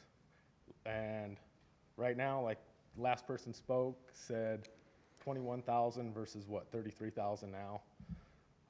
I just think it's not the right time because people are going to leave. I've had customers crying because they're denied claims or UPC went under, so FIGA's taken that over. So the last FIGA one I just closed, it took him over a year of process to get his roof. So that's all I have to say. I just hope you reconsider because it's not cost effective right now and it's going to hurt families. Thank you for your time. Thank you.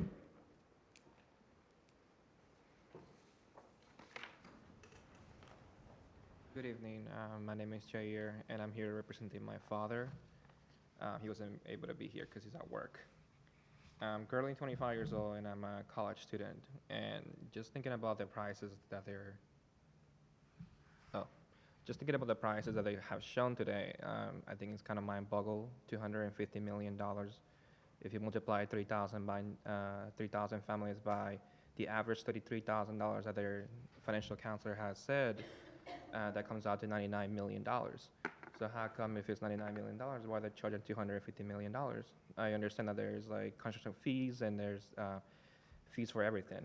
There probably is a fee for breathing nowadays. So my other concern is that my father had an insurance policy for the Hurricane Ian, and he was denied because his, I don't know what they call it, he's something. It was $25,000. A deductible, thank you. A deductible was $25,000, and if insurance company is willing to give you a $25,000 deductible for a hurricane when they know that if you hit by a Category 5, you're down to have some damage regardless, one way or another. So my father doesn't have right now any kind of reserve money to be able to fix his home, and dropping him $33,000 annually for this kind of project it's just out of his reach. And I'm pretty sure it's the same case for a lot of the people here in the community that don't have that kind of money to just pull out of their pockets. If we all had that kind of money, we will be rich, but we're not.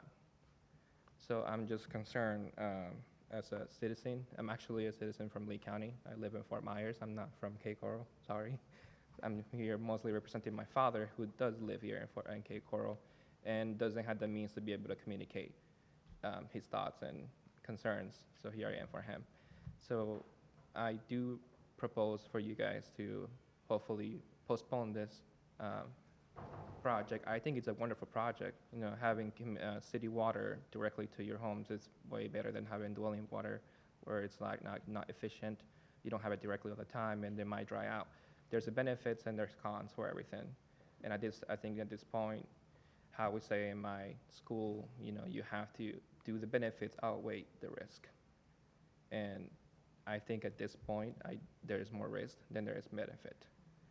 So please try to consider this proposal that you guys are offering. I don't want the city of Cape Coral to get financed by all these construction companies. I do know some of the companies that they mentioned, like Missionary and Stark. We're talking about multi-million-dollar companies that will try to get as much as money from communities like us for the most profit that they can make. So maybe choose different companies who can do it for cheaper, that are still reliable, and you know they can get a job done. So thank you for listening, and hopefully you guys will reconsider. Have a good day. Thank you.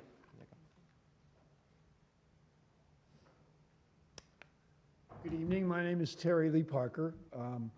I own a rental property, a house which I purchased in 2008 in this unit. And the reason I decided to come to the forum this evening was because I felt most of the things of what you've heard from some of these other inputs, which were wide in their scope. But there was a day in that last 14 years that I've owned that property that I remember in particular. And it was the morning, I believe in 2009, when Mayor,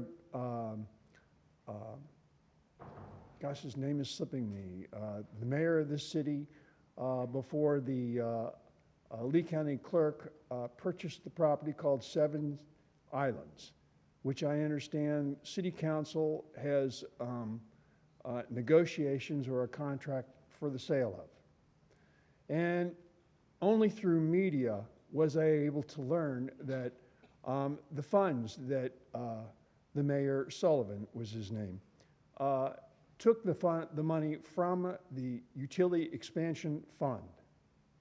I believe it was well over $1 million to purchase that property with some 15 years ago. And I'd like to know, the reason I come here this evening is to find out, in fact, if you have sold that property, or if you do conclude the sale of that property, whether that, as I've seen again in the media, the $13 million that you're selling it for will come back to this fund and essentially reduce the cost to all of the homeowners in these units for this utility expansion. Can anyone enlighten us on that? This isn't an open discussion now, sir. Just make your comments, and then we'll address everyone's comments at the end. Well, since it's not an open forum, I propose that to the council as something to consider as to the possible reduction in cost for all of the homeowners.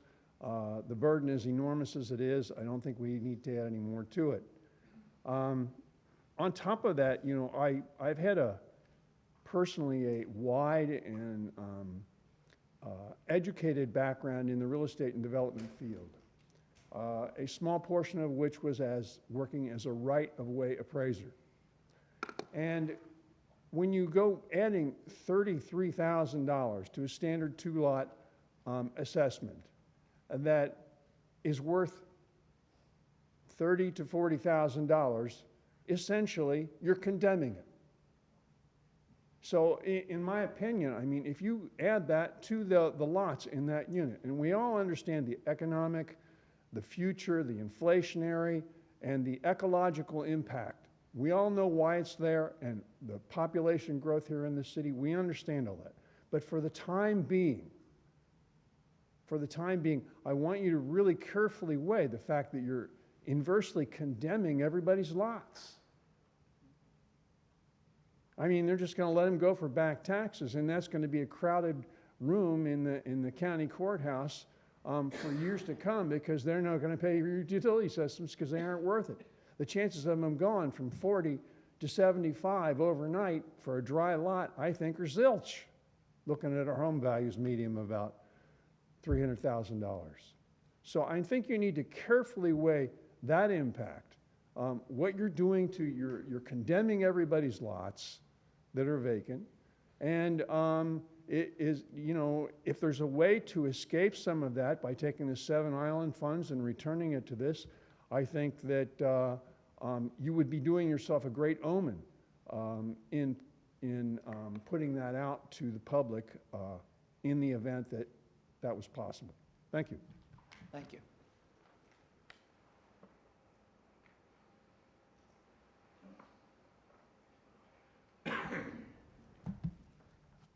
Hello, my name is Jason Sheldon. I am a resident of the North Cape. I'm going to repeat a couple things that have already been said here today, and I'm going to add a couple spins on it. The average household in Cape Coral earns $65,000 a year. The utilities expansion project will cost $37,000 a year in fees, plus another $1,400 to $1,800 in annual water costs. And as we know, the city can't control the water costs as it is right now. So in essence, we're looking at raising people's costs minimally $5,400 a year, which is otherwise 8% of total household income. It appears that the purpose of this council is out with the old and in with the new. Burrowing Owl, cute family, but you are in the way of progress, and this council needs every space available filled with new construction. Northern Cape Coral resident, you can't afford paying for the water that you've always gotten for free? Then don't let the door hit you when you leave. It's so easy to spend other people's money. The liberal spending policy of this council makes me wonder if I'm in New York or California. The citizens of Florida, and not just Cape Coral, need to examine the misuse of the city's taxing authority. Let me explain. The city wishes to provide a service that those in the special district already have, from a source that they already receive it from, with the stated intent of bettering the entire state's water supply. On page 2 of the informational packet, the booklet clearly states the city of Cape Coral began as a low-density rural community with shallow groundwater wells. And today, these shallow wells are stressing the upper aquifer. Later it explains discharge affects regional water quality and the environment. This is the problem with the use of a non-ad valorem targeted assessment, as this assessment does not fit the definition of a special benefit, a requirement of the non-ad valorem assessment. Legally failing to ascertain a special benefit peculiar to each parcel of property renders the levy unenforceable because without a special benefit, the ordinance would be an attempt at collecting a general tax. What benefit does the city council describe in its information booklet on page 6? Quality potable water. You may not have noticed, council, there's been properties in that area for the past 20 years, right? They already have purification systems. As a quick aside, I lived in the city, and I can tell you this, keeping fish, if I put my fish in city water, that fish will die. If I put that same fish in the water from my well, that fish will live, okay? I don't know how potable that is. One will kill my fish, and the other one will give it life. Interesting thought. Fire protection, you name, is a benefit. Considering that the majority of the homes are within 500 feet of standing water, this benefit is negligible. Water conservation for irrigation, environmental protection, those are statewide benefits, and those are not special benefits to the assessed properties. Enhanced property value. We heard a couple notions on that. Give me a break. Only a fool would think that placing a $30,000, $40,000 assessment on somebody's property would increase the value of that property. Only a fool would think that. Economic growth, you say. I challenge you to show me in the Northern Cape a street that doesn't have a brand new home on it or being built right now, and there is no city water. The city, folks, is misusing its taxing authority, and it has to be stopped. And I'm actually glad that we have an attorney here, because I would recommend that everybody contact the state attorney general and tax attorneys to initiate a class action lawsuit due to the state's misuse of that. And I would expect that the city's bond for this project will cover it in the event that it has a class action lawsuit. Thank you very much for your time. Thank you.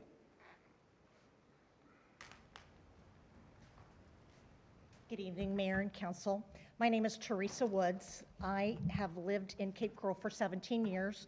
I moved to the Northeast Cape 10 years ago, and as some of the residents have indicated, we asked for our roads to be repaired because they essentially were large potholes enough to take out tires easily.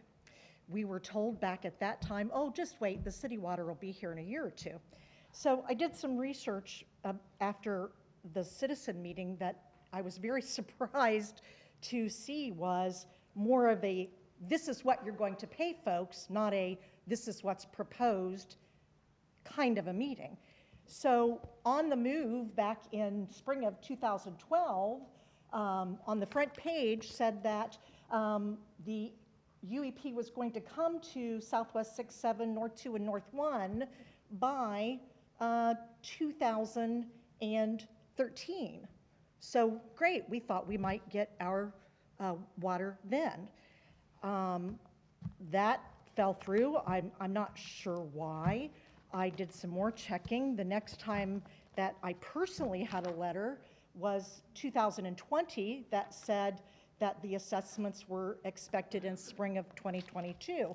Well, as I made some public information requests, I was very surprised to see that the proposed extension had been revised in 2018 and in November of 2022 and May of 2022, and none of this was made public.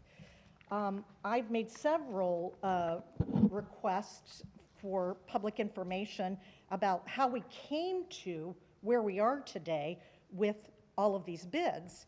And I really was very dismayed by the meeting March the 8th, because when I found out that there was an approval on February 1st to go forward, and we talked with some of the city staff there, they even said, oh, well, the decision was made to go forward maybe even in October, a month after the hurricane. I felt that informational meeting was very disingenuous. It really was more of a, here you go, folks, this is what the bill is going to be. What your role is to listen to the citizens and determine whether this is a project that you really should be going forward with. I don't know where they get the average amount of a home, but I have my property tax valuation and I'm well under $200,000. And yes, maybe some of the newer homes that are being built. Well, let me skip to that. My area, which is Area 6, has been skipped over 2 or 3 times. I know for a fact because I have residents who are friends of mine who had homes that were built in another area where they got their water first, where we were skipped over for whatever reason, because developers were building new homes. I have neighbors and friends who are so dismayed and say, you know, there's just no sense for you to go to council because they've made up their minds. Well, what I need to state is that if you drive through the area where we live, we have people living in tents in the street next to us. Most everybody has roof damage and tarps. People are taking out loans to pay their deductibles. We don't even have to talk about the damage from Ian because I work in the court system and the cases are not all the way through from Hurricane Irma.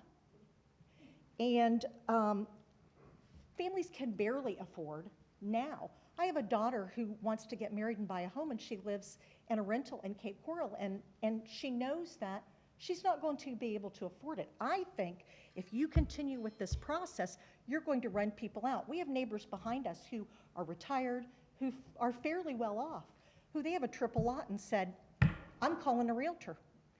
You know, if this is how the city is going to treat their residents, I'm ready to go.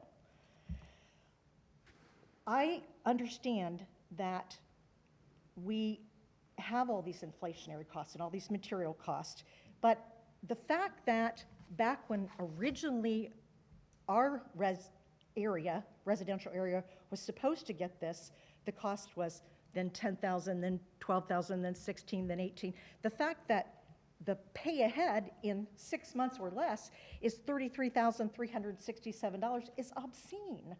And if I were to pay it over 30 years, it would be over $150,000. That is not reasonable. I would ask council to seriously consider abandoning doing this right now, because you're going to just force the average middle-class person, the average working person, out of this city. Thank you. Thank you.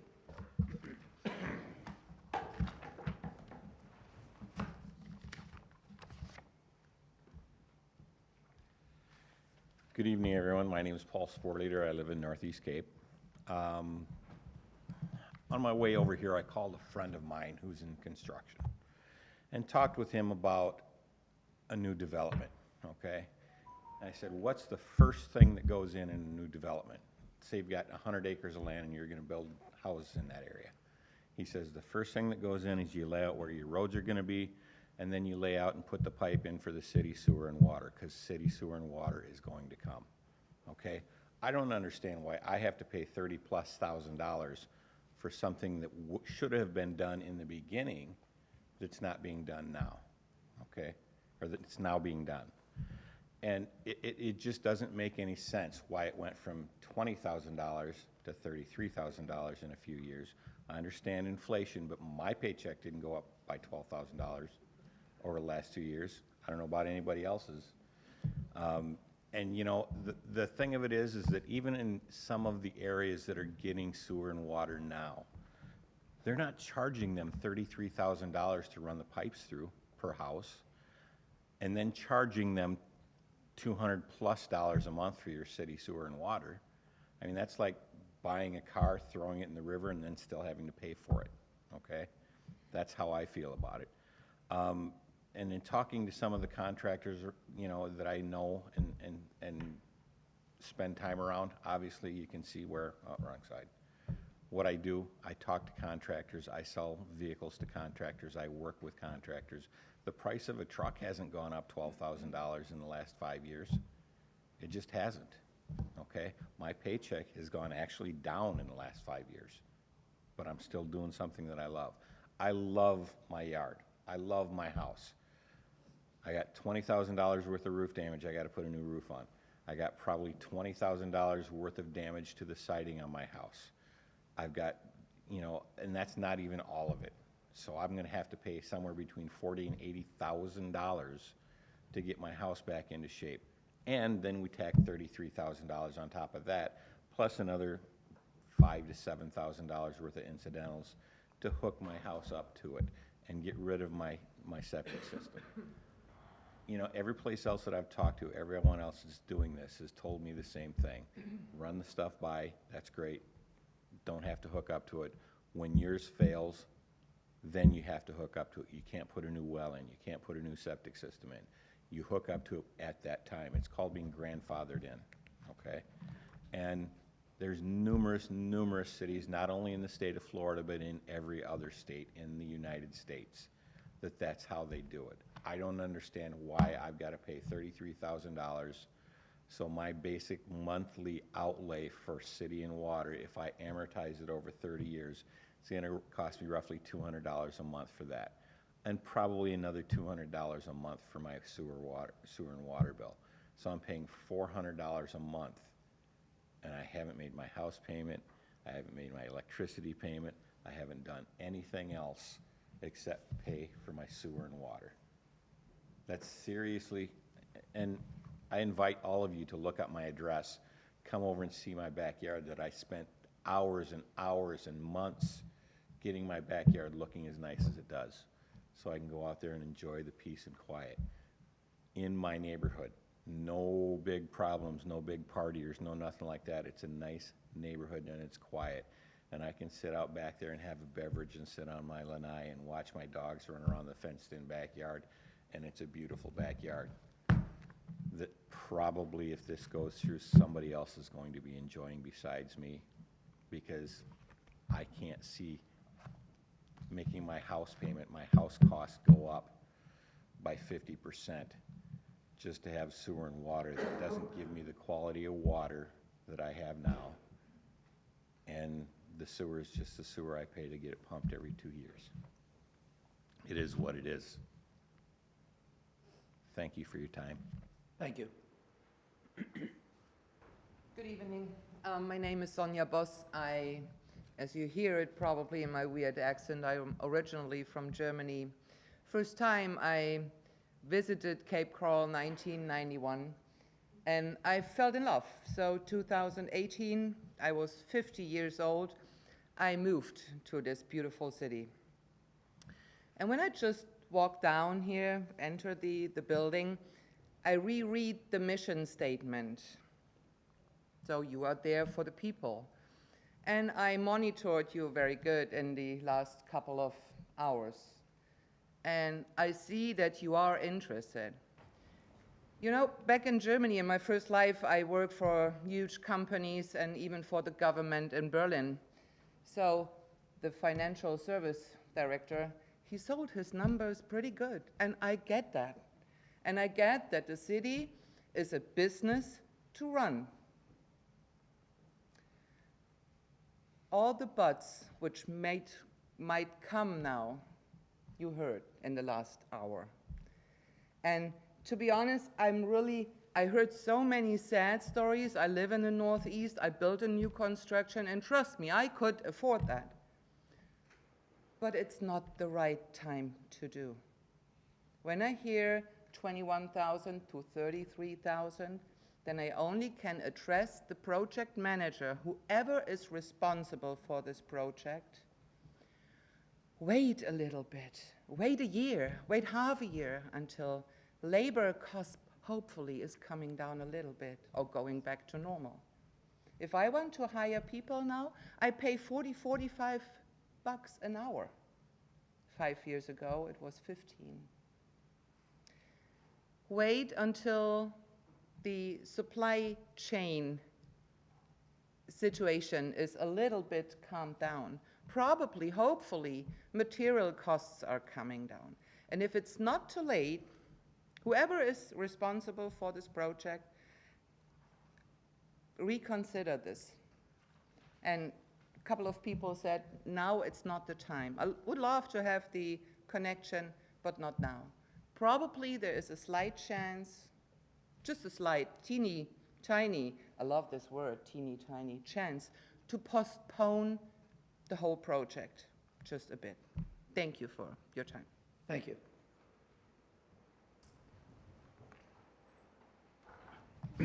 Hello, my name's Fred Driller, and I live in the Northeast, and I would have to say 99% I have to sell my house.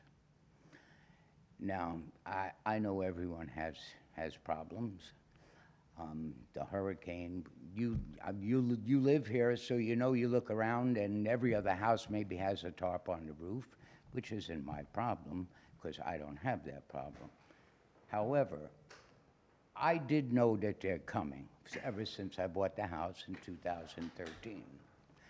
And you're building a park across the way from me, which is Lake Mead Park, which I believe was supposed to be done by 2023. And they're not working there, there's dirt there, and whatever they're doing, but the park ain't being done. And I spoke to the contractor last week. He's saying that in my block, They shouldn't be starting until next summer because I live, there is a school there. So you are asking me to pay $33,000 for a project that ain't gonna be finished until 2025. Now you're saying, well, I could postpone it and pay it till the next year. So I'm paying $3,000 more interest for a service that you ain't even gonna start on. I think it was very unfair for you to send out a notice a month or two ago and say, we're gonna be coming through, doing a project, and you have 6 months to decide if you wanna pay or not. And if not, well, then we'll give you another 9 months, I think it is, and that's another $3,000 extra. And then if you wanna pay in 20 years, well, then it costs you $80,000. I know more or less the project's set in stone, but I think that you should be able to put off when the first payment to be cheapest is to pay the project. Because thought for sure because of the hurricane, it would be delayed. And that's all I have to say. Thank you. Thank you, sir. I usually don't come to meetings like this. I watch them on TV. And my name is Carl Bissinger. I live in the Northeast Cape, and I'm angry. And I'm not angry at anybody. I'm angry about the situation. I feel it's really unfair to be stuck in this situation after this hurricane. I've spent most of my money, fixing the stuff that is broken, the insurance won't cover, right? And on top of that, I just want to know what the sentiment, the way it makes me feel like you were forcing me to buy this car, use the other guy's analogy, and then bury it in the ground, and then you're asking me to pay for it every month to rent it from you for the rest of my life. That's how I feel. And it's unfortunate I feel that because I do believe in the project, but the process right now, it just seems so unfair. I was so uneasy when I got that letter. I was like, here you are with your hands out, and we gave $500 billion to Ukraine. You guys can't get $3 billion from the federal government for infrastructure project or something? I feel like people need to work harder. Find some money somewhere instead of taking it from us. I usually don't like getting bitter about stuff like this, but man, the more I listened to everybody, they said the same thing over and over, just postpone it till the costs come down. Then I won't feel like that I'm getting shafted. And I already know that I'm going to be stuck with it eventually. But if you understand that I feel like I can speak for most of the people in this room, we want it to stop for now. We got enough on our plate. And so, other than that, I think that's really all I really wanted to come here to say. Thank you. Thank you. My name is Doug Beckman. I live in Northeast Cape. And I do work in supply chain, and here's what I'm going to tell you. It's getting better. That gentleman showed a graph from 2006, 2007, 2008. 2008, we all know what happened. We also saw in that graph the cost of goods went down for the other projects you did. I think it's time just to hold off, see what next year brings. I'm like everybody else. Insurance won't pay for my roof, won't pay for my house. I got to do it on my own, and now this is just, I can't do it. That's all I want to say. I'm not going to beat everybody up because you've heard it all. So, thank you.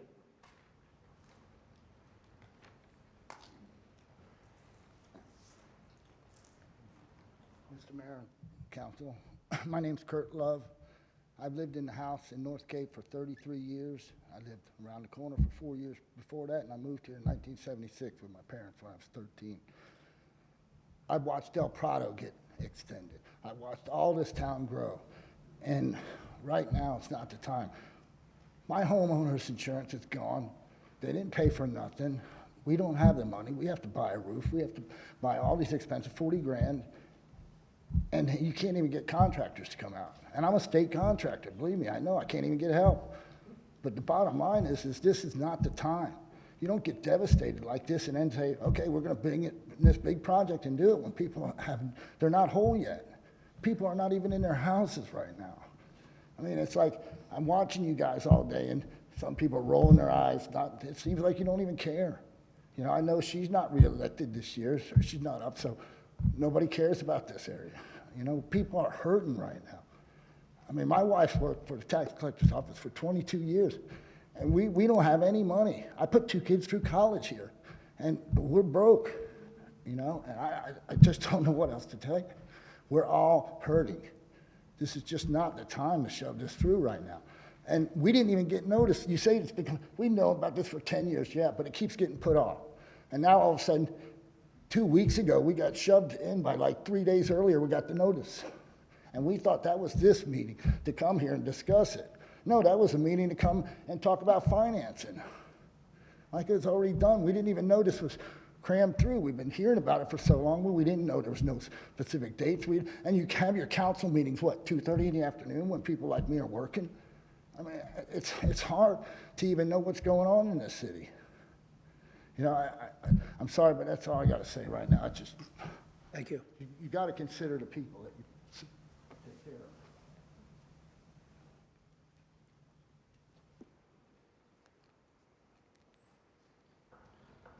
Hello, good evening. My name is Rolf Maurer, and I also speak for my neighbor's family Valentine. Our primary concern is the assessment is the highest in history, and the UEP is over 70% increase compared to the previous project, North 2. Or Southwest 6 and 7. After researching the numbers presented by the city latest assessment, notice we believe that there's not enough valid evidence to support this increase. The latest increase is based on market values of homes selling during the past 10 years, during which time homes were sold close to double the market value in 2021. Our research also indicates that total parcels in North 2 is larger than existing North 1. We do not understand why this project is split into 2, West and East, and believe that division is also attributing to an inflated assessment. We understand that UEP must be done, but 70% increase in this short period of time is unreasonable for the residents of North 2. We implore the council to consider the obvious financial factors that many homeowners now face. The majority of owners in our section now need to replace their roofs, and they make many other repairs to their property, and do not budget at expensive incurring during Hurricane Ian, and many already struggling to afford to address those costs. In closing, we request that the council consider the financial plight that the proposed assessment will cause in our district. Previous project in Southwest 6 and 7 was placed on hold and resumed in 2013 with a reasonable assessment of 16,000, a little bit more. We ask that this project to placed on hold until an alternative plan is formulated to reduce the proposed assessment to a reasonable and realistic cost. Yeah. And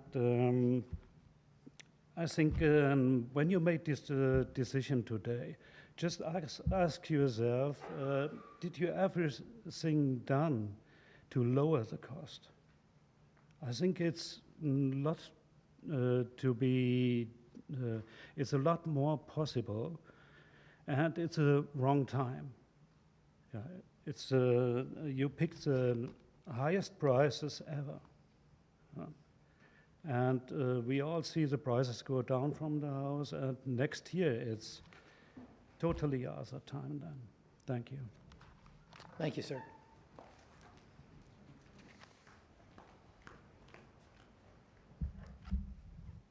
Hi, Mayor Gunter. How are you? Council. My name is Christina Ilchizen. I am a 22-year disabled member, community member of Cape Coral. I'm a single mom of 2. I'm a proud associate degree owner from Edison State College, bachelor's in science in health administration and a master's of science from FGCU in criminal justice with an emphasis in compliance. I've worked for vocational rehab here in Cape Coral, helping Cape Coral citizens who are disabled find and maintain employment. I also served with a council member on the Lee County Board for Transportation as a disabled community member. I am also a small business owner, and I teach a couple hours a week as my disability permits to students at an additional needs school housed here in Cape Coral. One of only, it is very small and a very awesome school. I will not waste any more of your time. However, I've lived in the north part of Cape Coral for 20 years. I was walking my dog last week, and I had a neighbor come out. "Oh, I'm so sorry, I'm so sorry. I heard on the news." She heard on the news about a domestic violence dispute of my ex-husband, city manager, Michael Ilchizen. And John Gunter, Ma'am, we are having public I input understand that, but on the I would utilities. like to request your prepared statement. Mayor. Ma'am, you're here participating in Yes. public And comment. I think the ethics and I'm I think the asking money you- needs to be allocated and reviewed Ma'am, this better. is not the time for this. It's never the time. May I cut the mic, please? It's never the time. Okay, please cut the mic.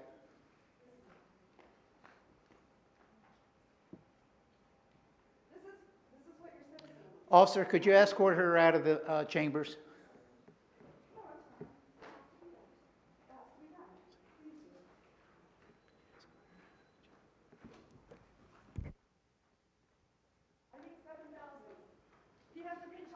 Anyone else wishing to speak on public input on ordinance or resolution 69-23? Please come forward. Again, anyone wishing to provide public input during the public hearing for 69-23, please come forward. Seeing none, public hearing is now closed. Is there a motion for resolution 69-23 for at least for a discussion? Motion to approve. Second. Okay. I think before we get into our comments, because it could be quite lengthy over the time period that we've had here, take a 10-minute break. Please. We'll come back at 7:02, please.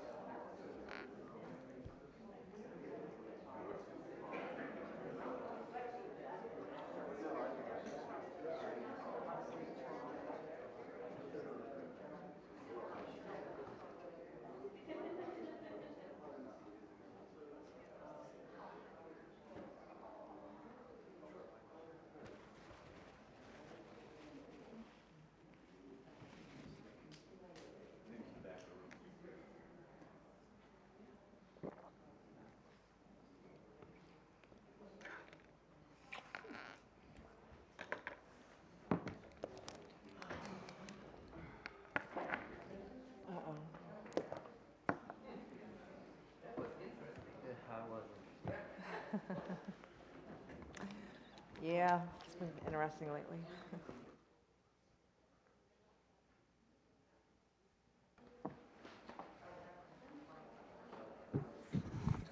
Okay, I'm going to call the meeting back to order.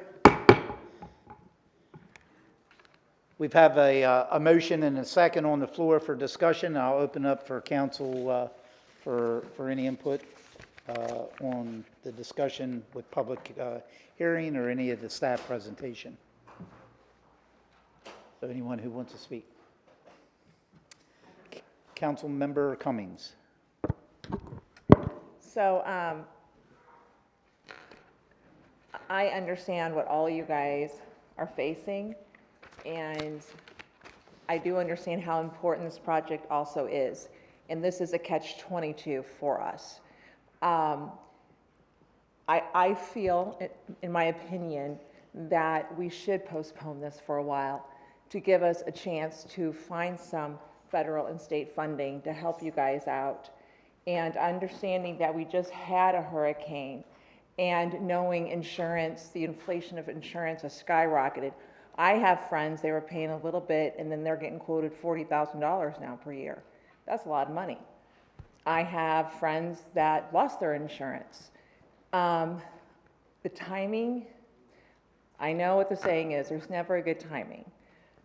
But under the situation, I really do feel like this timing is bad. Our permitting system has had a while to even pass out permits to fix the roofs. A lot of roofs aren't even fixed yet because insurance haven't paid out money. Some people haven't even seen the insurance money. Some people only saw 20, 25%, and then all of a sudden the insurance dropped. So I am in favor of postponing this and giving us some time to see what else is out there with monies. And also, I'm willing to gamble that the price could drop because the inflation is so high. And from understanding the people that I've talked to, it's starting to go down. So I'm willing to gamble it to see what could happen next year at this time. And I'm hoping that we come to an agreement because the residents have spoke. And if this was me, I would be begging you too, because $40,000 is a lot of money with everything else that's taken place. I know to some people, $400 extra is really not, but it is when you're on a limited income. So I'm hoping that a lot of you take this in consideration. Postponing, I feel, is not going to hurt the situation. That's just me. And that's just how I feel. So I'm hoping that it goes in your guys' favor this evening. And thank you.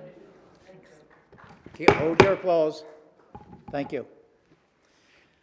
Anyone else wishing to speak on public input? I'm sorry, for regarding public input, Councilmember Hayden.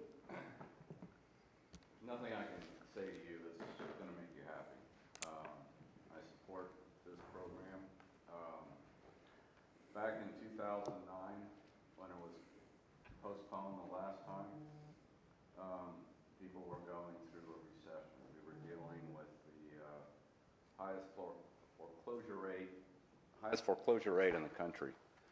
The same reasons were brought up, the hardship that people face, and I don't discount that. We know the costs are high, but to roll the dice and put it off for a year or two, fact of the matter is, had the program not been suspended for 3 years back in 2009, you'd probably be done and it paid a lot less.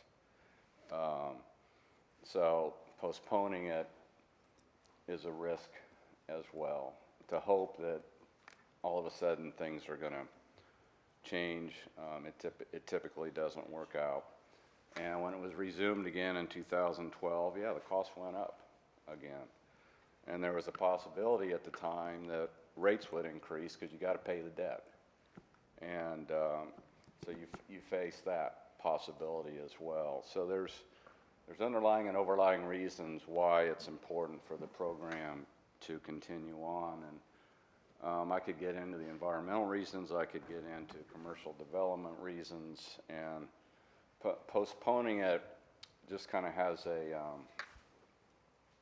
big effect on the future of the city and I will never discount the cost of it. We know it's high. It surprised me when it came in, really $12,000 to $13,000 higher. When we did assessments many years ago that came in at 23, people were surprised because it was a big increase. But we do listen. Unfortunately, I just don't agree with you on this one. Thanks, Mayor. Councilmember Steinke? Thank you. Would it be possible to get one of the pages from the presentation up on the screen? But I do have a few comments before. It's your page 22. There's not a heartstring that hasn't been pulled in this room on each side of the dais. I was involved in assessments at the home that I lived in prior to the one I live in now. Went through and paid those. The home that I live in today, the assessments were already paid when I purchased it. I've been in the real estate business for 11 years, not working at a shoe store during the week and doing a little real estate on the weekend. I've been president of the Realtor Association in our area twice. There were some comments about if this assessment goes through, all of our properties will become worthless and everything will be handed back to the city. What I would tell you is in those 11 years, not one time has a customer said, I only want you to show me properties that don't have city water and sewer. What they do say is, don't show me anything that requires well and septic. There will be an attraction to the homes once they have water and sewer. And so your properties will become more attractive to a greater number of people. Please keep your comments to yourself, please. So the other thing that, and timing was the big issue. If you reference this page 22, I wasn't here in this seat, nor was I in any of your seats. But I've got to believe that more than likely, 2 years after 2004, when this same meeting happened in 2006, somebody was saying, how could it be 50% more 2 years later? The third column applies inflation to that number. And so that number in 2006 of $20,000 in today's dollars would be actually more than the dollar amount that we're talking about today in forecasted dollars. It's also, when the UEP is talked about, it's talked about in overall expense over the 30 years. And we've heard $100,000, $90,000. Well, if someone were looking for a $350,000 home today, they wouldn't be saying, I can't afford $796,400, which is what that home will cost them for the 30-year mortgage. But they'll take the house today for $350,000.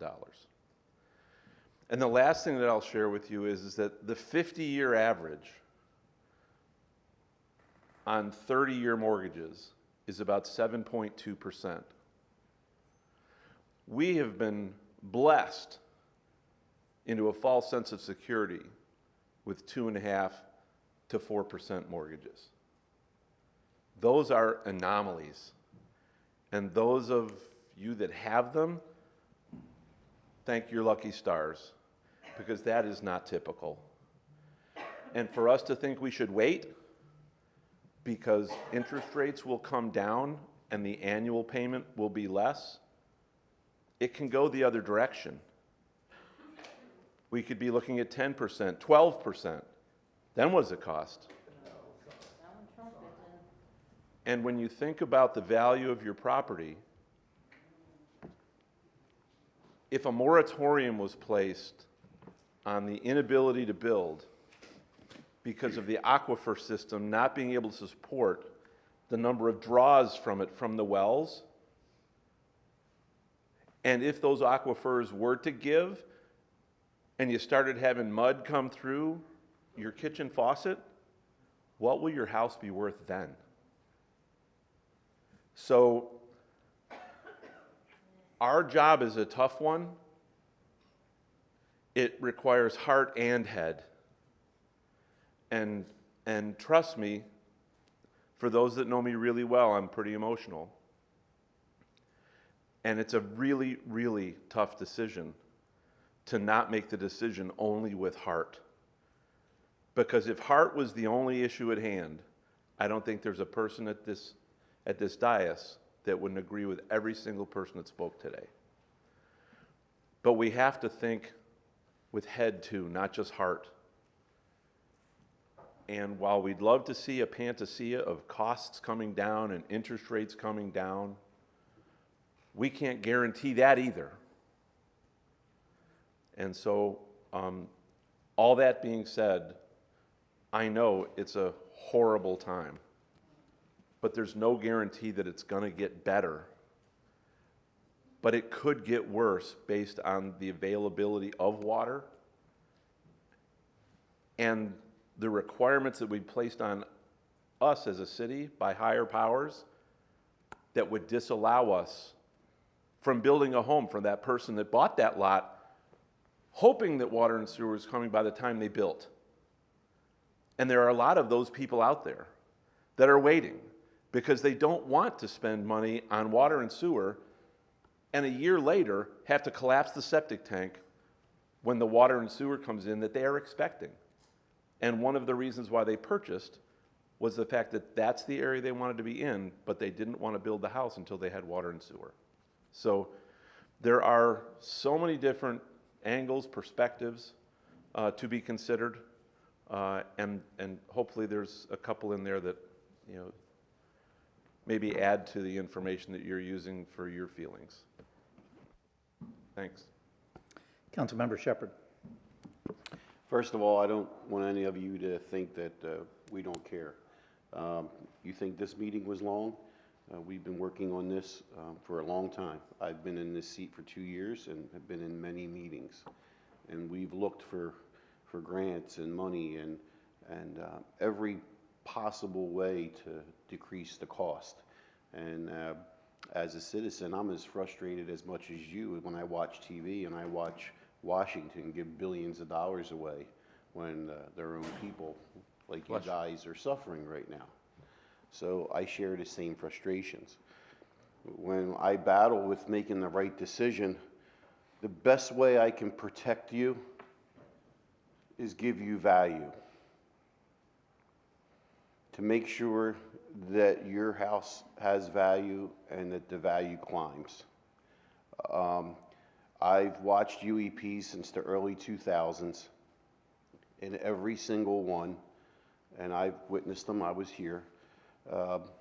Everybody said it's not the right time. It's never the right time for that kind of bill. What I paid for my own home many years ago, when you look at what I paid back then to the value of my house is worth 4 times what it was back then, but the UEP didn't go up 4 times. So even though the number is really high, you really can't look at the past and gauge it that way. We are being, I don't want to say threatened, but we have been alerted that if people's wells continue to go dry, we can be told to stop building in your area. If that happens, that will blight your area. No one will want to buy a house in your area, and no one is going to want to build there, and your value will decline. Like I said, I want to protect your value.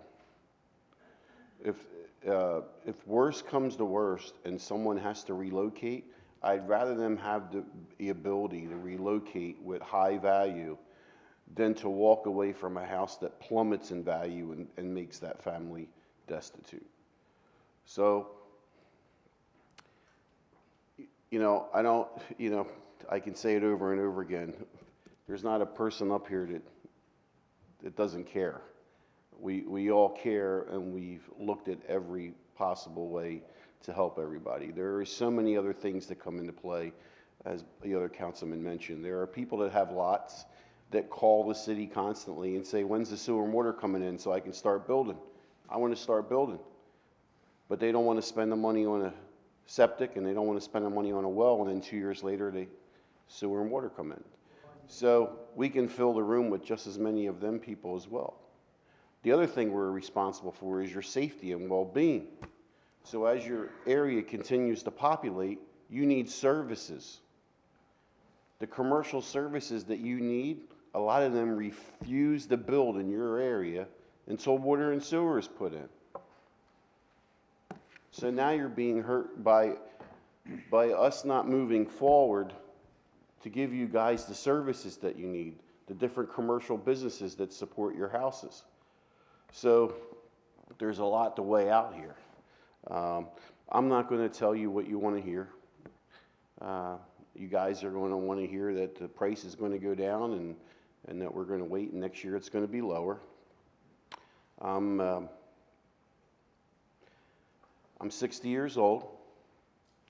When I bought my first house in my early 20s, I paid 14.5%. My older children are complaining that the interest rates are going up, and I laugh.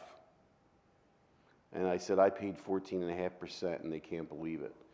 So trust me, the interest rates of today, I know we think they're high, but as the other council member said, who knows? I mean, I watch TV just like all of you. Next year, we could have 10% interest rates. And then even if the price of the material has gone down, well, now when you finance, was it worth the wait? So none of us have the crystal ball. I've accepted that I don't have the crystal ball to know the future. So what I do is I say, as a councilman, I'm going to protect your value. Every decision I make up here, not just the UEP, but all the others, are based on protecting the value of your household and making sure I keep it either stable or going up. Thank you. Yeah, I mean, I won't reiterate what most of my colleagues up here said, but, and I think Councilmember Steinke summed it up probably pretty well. You know, if we all were up here voting with our hearts, we'd be right along with you. And, you know, this is a tough decision for us. You know, our responsibility is to move the city forward, promote commercial growth. I know we've developed a utility expansion master plan, which is about a 25-year plan to finish the expansion of utilities throughout the entire city. We're a little over 50% built out now since we were incorporated a little over 50 years ago. So that's a pretty aggressive plan. As far as the cost, you know, the costs are high now. I wholeheartedly agree with you. Unfortunately, you know, I've been in the construction field myself for the last 36 years. Not too often do you see the costs go down. More than likely, I think we're going to see the costs go up as far as the time that we find ourselves here in the economic times. The cost of goods and services really are identified or that dollar amount is equated because of supply and demand. Right now, we have about 1,400 people moving to the state of Florida a day. Over 30% of those are coming to Southwest Florida. So the supply and the demand is there. It's here, and whether we want it or not. So I think that we have to make sure that we're planning for the future. Part of that future is water and sewer throughout our city. And I think that's why we developed that 25-year master plan. I know that's not what you want to hear here today. The only thing that I can tell you, that I promise you that we will continue to do, you know, you had the $1.2 trillion in Infrastructure Investment and Jobs Act that was passed. Now, with any federal grant money or any federal monies, there's a long list of criterias that we need to meet. Some of it has to do with, you know, the low to median income as far as the population. There's a host of other criterias that we need to meet. I will tell you that we are looking at those type of opportunities. We will apply for those grants if we meet the criteria. And what does that mean for you? If we can get a infrastructure grant and we can apply it to this particular UEP or any future UEP, we will definitely do that. So if that becomes available to us, that will drive the cost down, that will drive your cost down as well. So I don't want you to walk out of here tonight and think that we're still not working diligently to find those opportunities of the infrastructure grant or any other federal or state grant that may be provided to us. We've already gotten a few. As you can see, those dollar amounts were low, nowhere near that $250 million. But the Infrastructure Investment and Job Act of $1.2 trillion, there are some dollars there, but you got to understand we're one community out of many throughout the nation that will be applying for those. And again, those criterias, those stipulations for those federal dollars are very long. But we will apply if we meet the criteria. So I will support this moving forward. I know that's not what you want to hear here tonight, but that's where I am here today. And I commit to you that I will work hard to make sure that if there are any grant opportunities out there, that we will diligently try to apply for those grants. Any other discussion? Seeing none, we have a motion and a second on the floor. Madam City Clerk, please call the roll. Shepherd?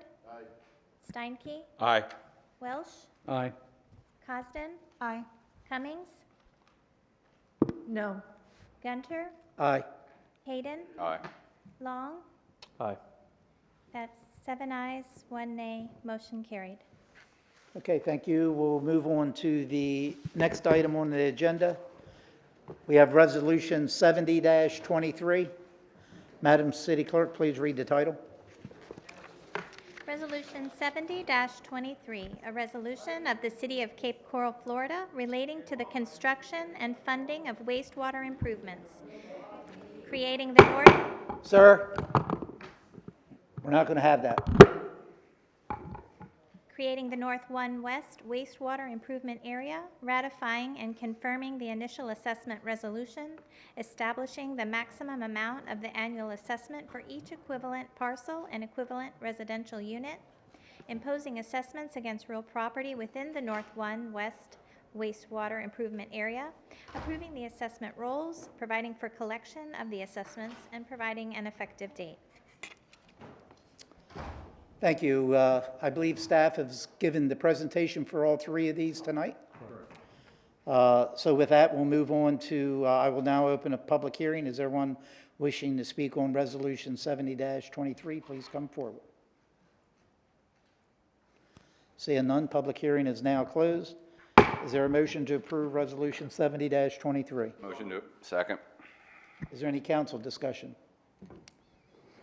Seeing none, Madam City Clerk, please call the roll. Shepherd? Aye. Steinke? Aye. Welsh?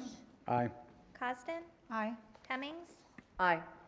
Gunter? Aye. Hayden? Aye. Long? Aye. 8 ayes, motion carried. We'll move on to Resolution 71-23. Madam City Clerk, please read the title.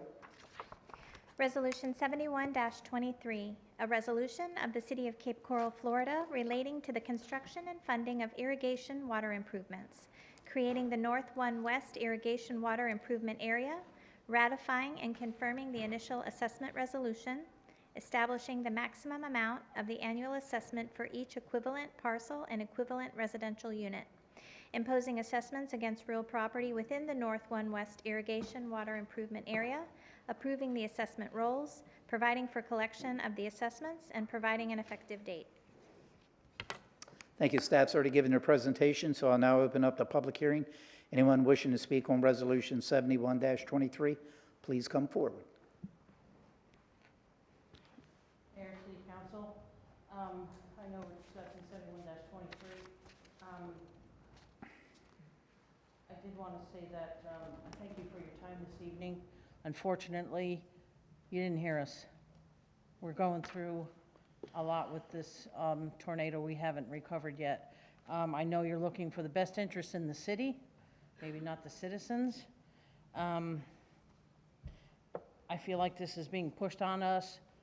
Some of us are not going to be able to afford our homes. We're going to have to move out of the area. So for the next people that are coming in, they're going to have to absorb this. And maybe they want the water, but you're pushing us out. I've been a citizen here since 1988. I know we have to advance, but it's just not the time. I do have my packet here, and I know you can't answer questions, but if I wanted to make my first payment and you are applying for grant money to possibly assist with the cost of this, has grant money been, I saw some of the slides, some grant money has been obtained.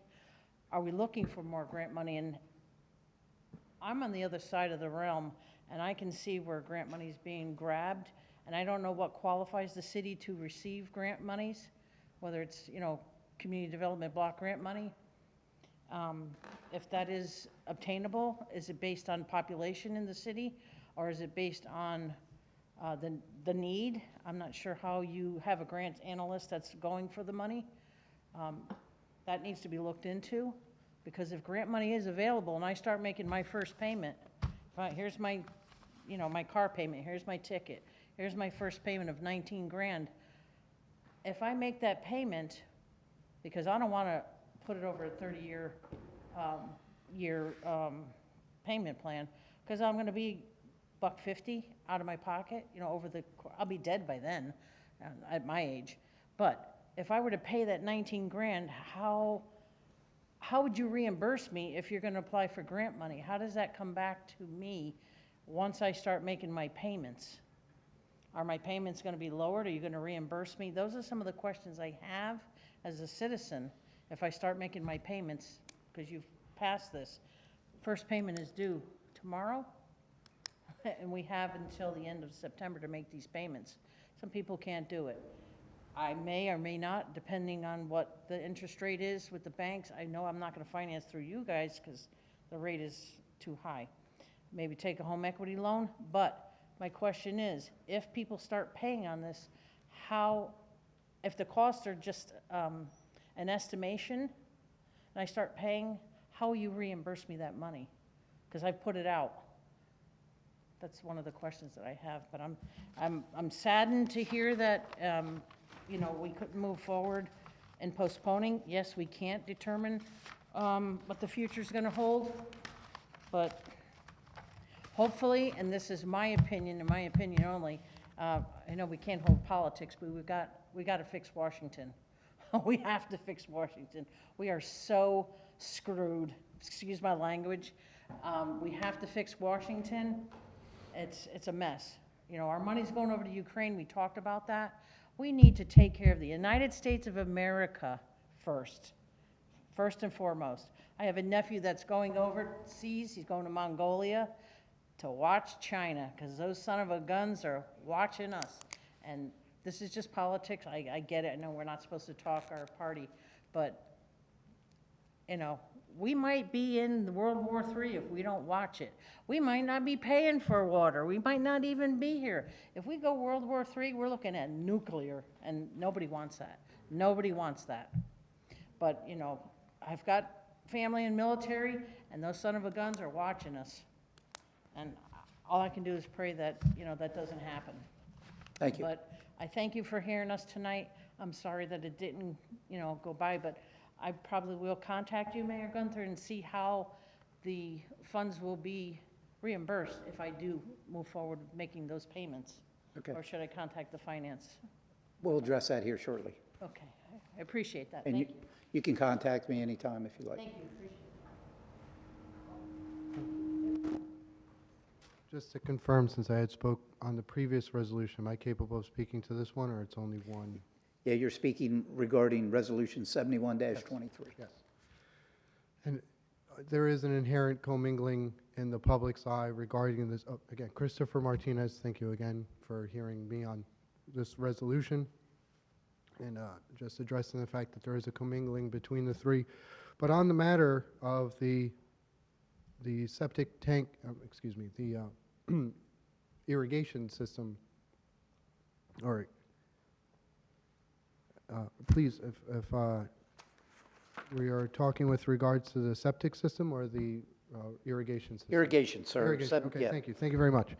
So with regards to the irrigation system and making sure that systems are in place for that, I imagine that there's a water supply concern again, and I would just encourage the City Council, when presenting the matters of benefit to the public, identify the trends in the water table and how this will help preserve them, because right now that physical evidence hasn't been provided, and I think that could be of great benefit to the public in order to make them have eyes on the problem specifically that they're not aware of otherwise. And also with regard to the irrigation system, and again, I believe this matter falls hand in hand with the other ones, and I ask to please take into consideration the fact that for 10 years, for the perception of public benefit, this rock has been tried to be pushed up a hill, being batted down time and time again, and I think that is a testimony in itself of what the public believes is in their own good, and therein, over that 10-year period of time, they have not suffered any of the ramifications that were advertised then, that potentially, and I'm speaking from a metaphorical sense for what it's worth, that back in 2012, maybe the argument was presented then that when the tables went dry, that mud will be coming through these, your systems again, because we won't have the water in order to provide the services that you need. But here we are 10 years into the future, or 11 years into the future, and we could see that what we have has proven to be resilient. And on those matters, again, if there's any way that you may consider leveraging objective data about the water systems that are in question, that need to be supplemented through city means, please, by all means, lay that out for us, because until we see how fast we're approaching this dead end that's being advertised to us, then we won't have an appreciation for the urgency and the need in order to address this out of pocket now. And lastly, because finances are carried across all three, I would like to highlight that on that slide 22, costs went down by a third from 2013 to 2017 over that 4-year period. I get it, it could go either way, but again, we're looking out for the public's best interest here, a public which hasn't come marching in the numbers that we've seen supporting these resolutions as they have been asking alternate considerations therein. Thank you again for your time. I greatly appreciate it. Thank you, sir. Anyone else wishing to speak during public hearing for Resolution 71-23? Seeing none, public hearing is now closed. Is there a motion to approve Resolution 71-23? Motion to approve. Second. Councilmember Costin? Thank you, Mayor. Just real quick about grants. I wanted to answer that question. Mark, what happens, I think I know the answer, but for the public, what happens when we spend less on the project than we're expecting, either through grants or costs go down? We send a refund, don't we? Isn't there? For those that have prepaid, we'll refund. For those that have done the initial prepayment or the adjusted prepayment, we'll provide a refund. For those that are in the amortized method, we'll adjust their principal payments for the remainder of the term. Okay, so it's definitely, it goes back to the residents. I know it happened to my parents in Southwest. Did we have that happen in North too? We're not actually done with the project yet, but it will be coming. Okay, thank you. Yes. Councilmember Long? Yeah, thanks. I guess I'll speak on this. It was something that I had thought, but it wasn't necessarily something that the public wanted to hear, so it didn't change my opinion, and it wouldn't have changed theirs. But the gentleman brought it up, and I think if anywhere where we fell short here as a city is that we didn't express, in my opinion, the need and the desire that necessitated the UEP. You know, as far as the water and the availability and the particular aquifers in that area. It's my information, it's my understanding that we've got data that we necessarily didn't put out, not for any particular reason, but that's just not something you typically would publish, that would have maybe put in greater context the need for this, rather than it being something that we just simply want to do on behalf of our citizens and just trust us, so to speak. You know, I read the packet. I don't want to waste anyone's time, but if you put it up there, I think it was one sentence that briefed by about aquifers and depletion and this and that. In plain English, the reality is, in this particular area specifically, there's a dire need to bring utilities in there. And so, again, moving forward, taking some of that consideration that the gentleman spoke to with regards to making it really clear in plain English that we have a water issue here, and it's something that we need to address, and we're going to continue to need to address. So putting it off long-term for any period of time is not something that that we're in a position to be able to do. So, thank you. Councilmember Steinke. Thank you. Just a couple things, and I had a quick question, and I believe Mr. Mason can answer it. I know in past UEP extension projects, while the septic tank needed to be abandoned, the well was allowed to be maintained for use for whatever purpose the customer wanted outside of their actual inside the home use. Is that true? And will that occur in this program as well? Actually, I think Paul's going to answer that one. As far as the irrigation, you still have to pay the irrigation assessment, but you Right. can use your well for irrigation for a garden. You can't use it for the potable, so you have to hook up to the sewer and potable. Right. So you have to abandon the septic tank. You do have to hook up to water, sewer, and irrigation. Well, water and sewer, but you can maintain your existing well and use that for your irrigation system, a garden, a hose, and a lot of people, not a lot, but some do that, and then when their well fails, they'll hook up to Yep. irrigation. Okay, thank you. And as it relates to the grant money and whatnot, you know, we've engaged a second lobbyist to assist in our efforts, and there's a team of council going to Washington to work with our federal lobbyists to fight for money, to try to influence our legislators to send federal dollars this way. And then we have another group that are also going to Tallahassee to work with our state lobbyists to find whatever relief we possibly can. There's currently a pot of money that is called septic to sewer conversion. We are trying our best to have some of the rules taken a look at in a way that we would be able to use that and apply some of those dollars, because obviously this is septic to sewer conversion. The intent of those dollars were not directly intended for a UEP program like we're engaged in here, but we are using whatever influence that we can to encourage the state to allow those dollars to be used to help defray the cost of this program as well. We are doing, you know, what we can, and over the next few weeks in our travels to Washington and Tallahassee, we'll be doing all that we can to influence the dollars coming to our area to assist with this program as well as others. Thank you. Thank you. Seeing no other lights on for discussion, we have a motion and a second on the floor. Madam City Clerk, could you call the roll? Shepherd? Aye. Steinke? Aye. Welsh? Aye. Cosden? Aye. Cummings? Aye. Gunter? Aye. Hayden? Aye. Long? Aye. 8 ayes, motion carried. Okay, we'll move on to item 9A, is a consent agenda. We have one item on the consent agenda, Resolution 80-23. Is there a motion to approve the consent agenda? Motion to approve. Is there any council discussion? Seeing none, Madam City Clerk, please call the roll. Shepherd? Steinke? Aye. Welsh? Aye. Cosden? Aye. Cummings? Aye. Gunter? Aye. Hayden? Aye. Long? Aye. 8 ayes, motion carried. Okay, move on to item 10, introductions. The first one, we have ordinance 25-23.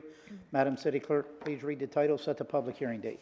Ordinance 25-23, an ordinance amending the City of Cape Coral Code of Ordinances, Chapter 2, Administration, Article 7, Purchase and Sale of Real and Personal Property, Sections 2-140, 2-141, 2-142, 2-143, 2-144, 2-145, 2-146, 2-148, 2-149, 2-150, and 2-151 regarding the procurement process, providing severability and an effective date.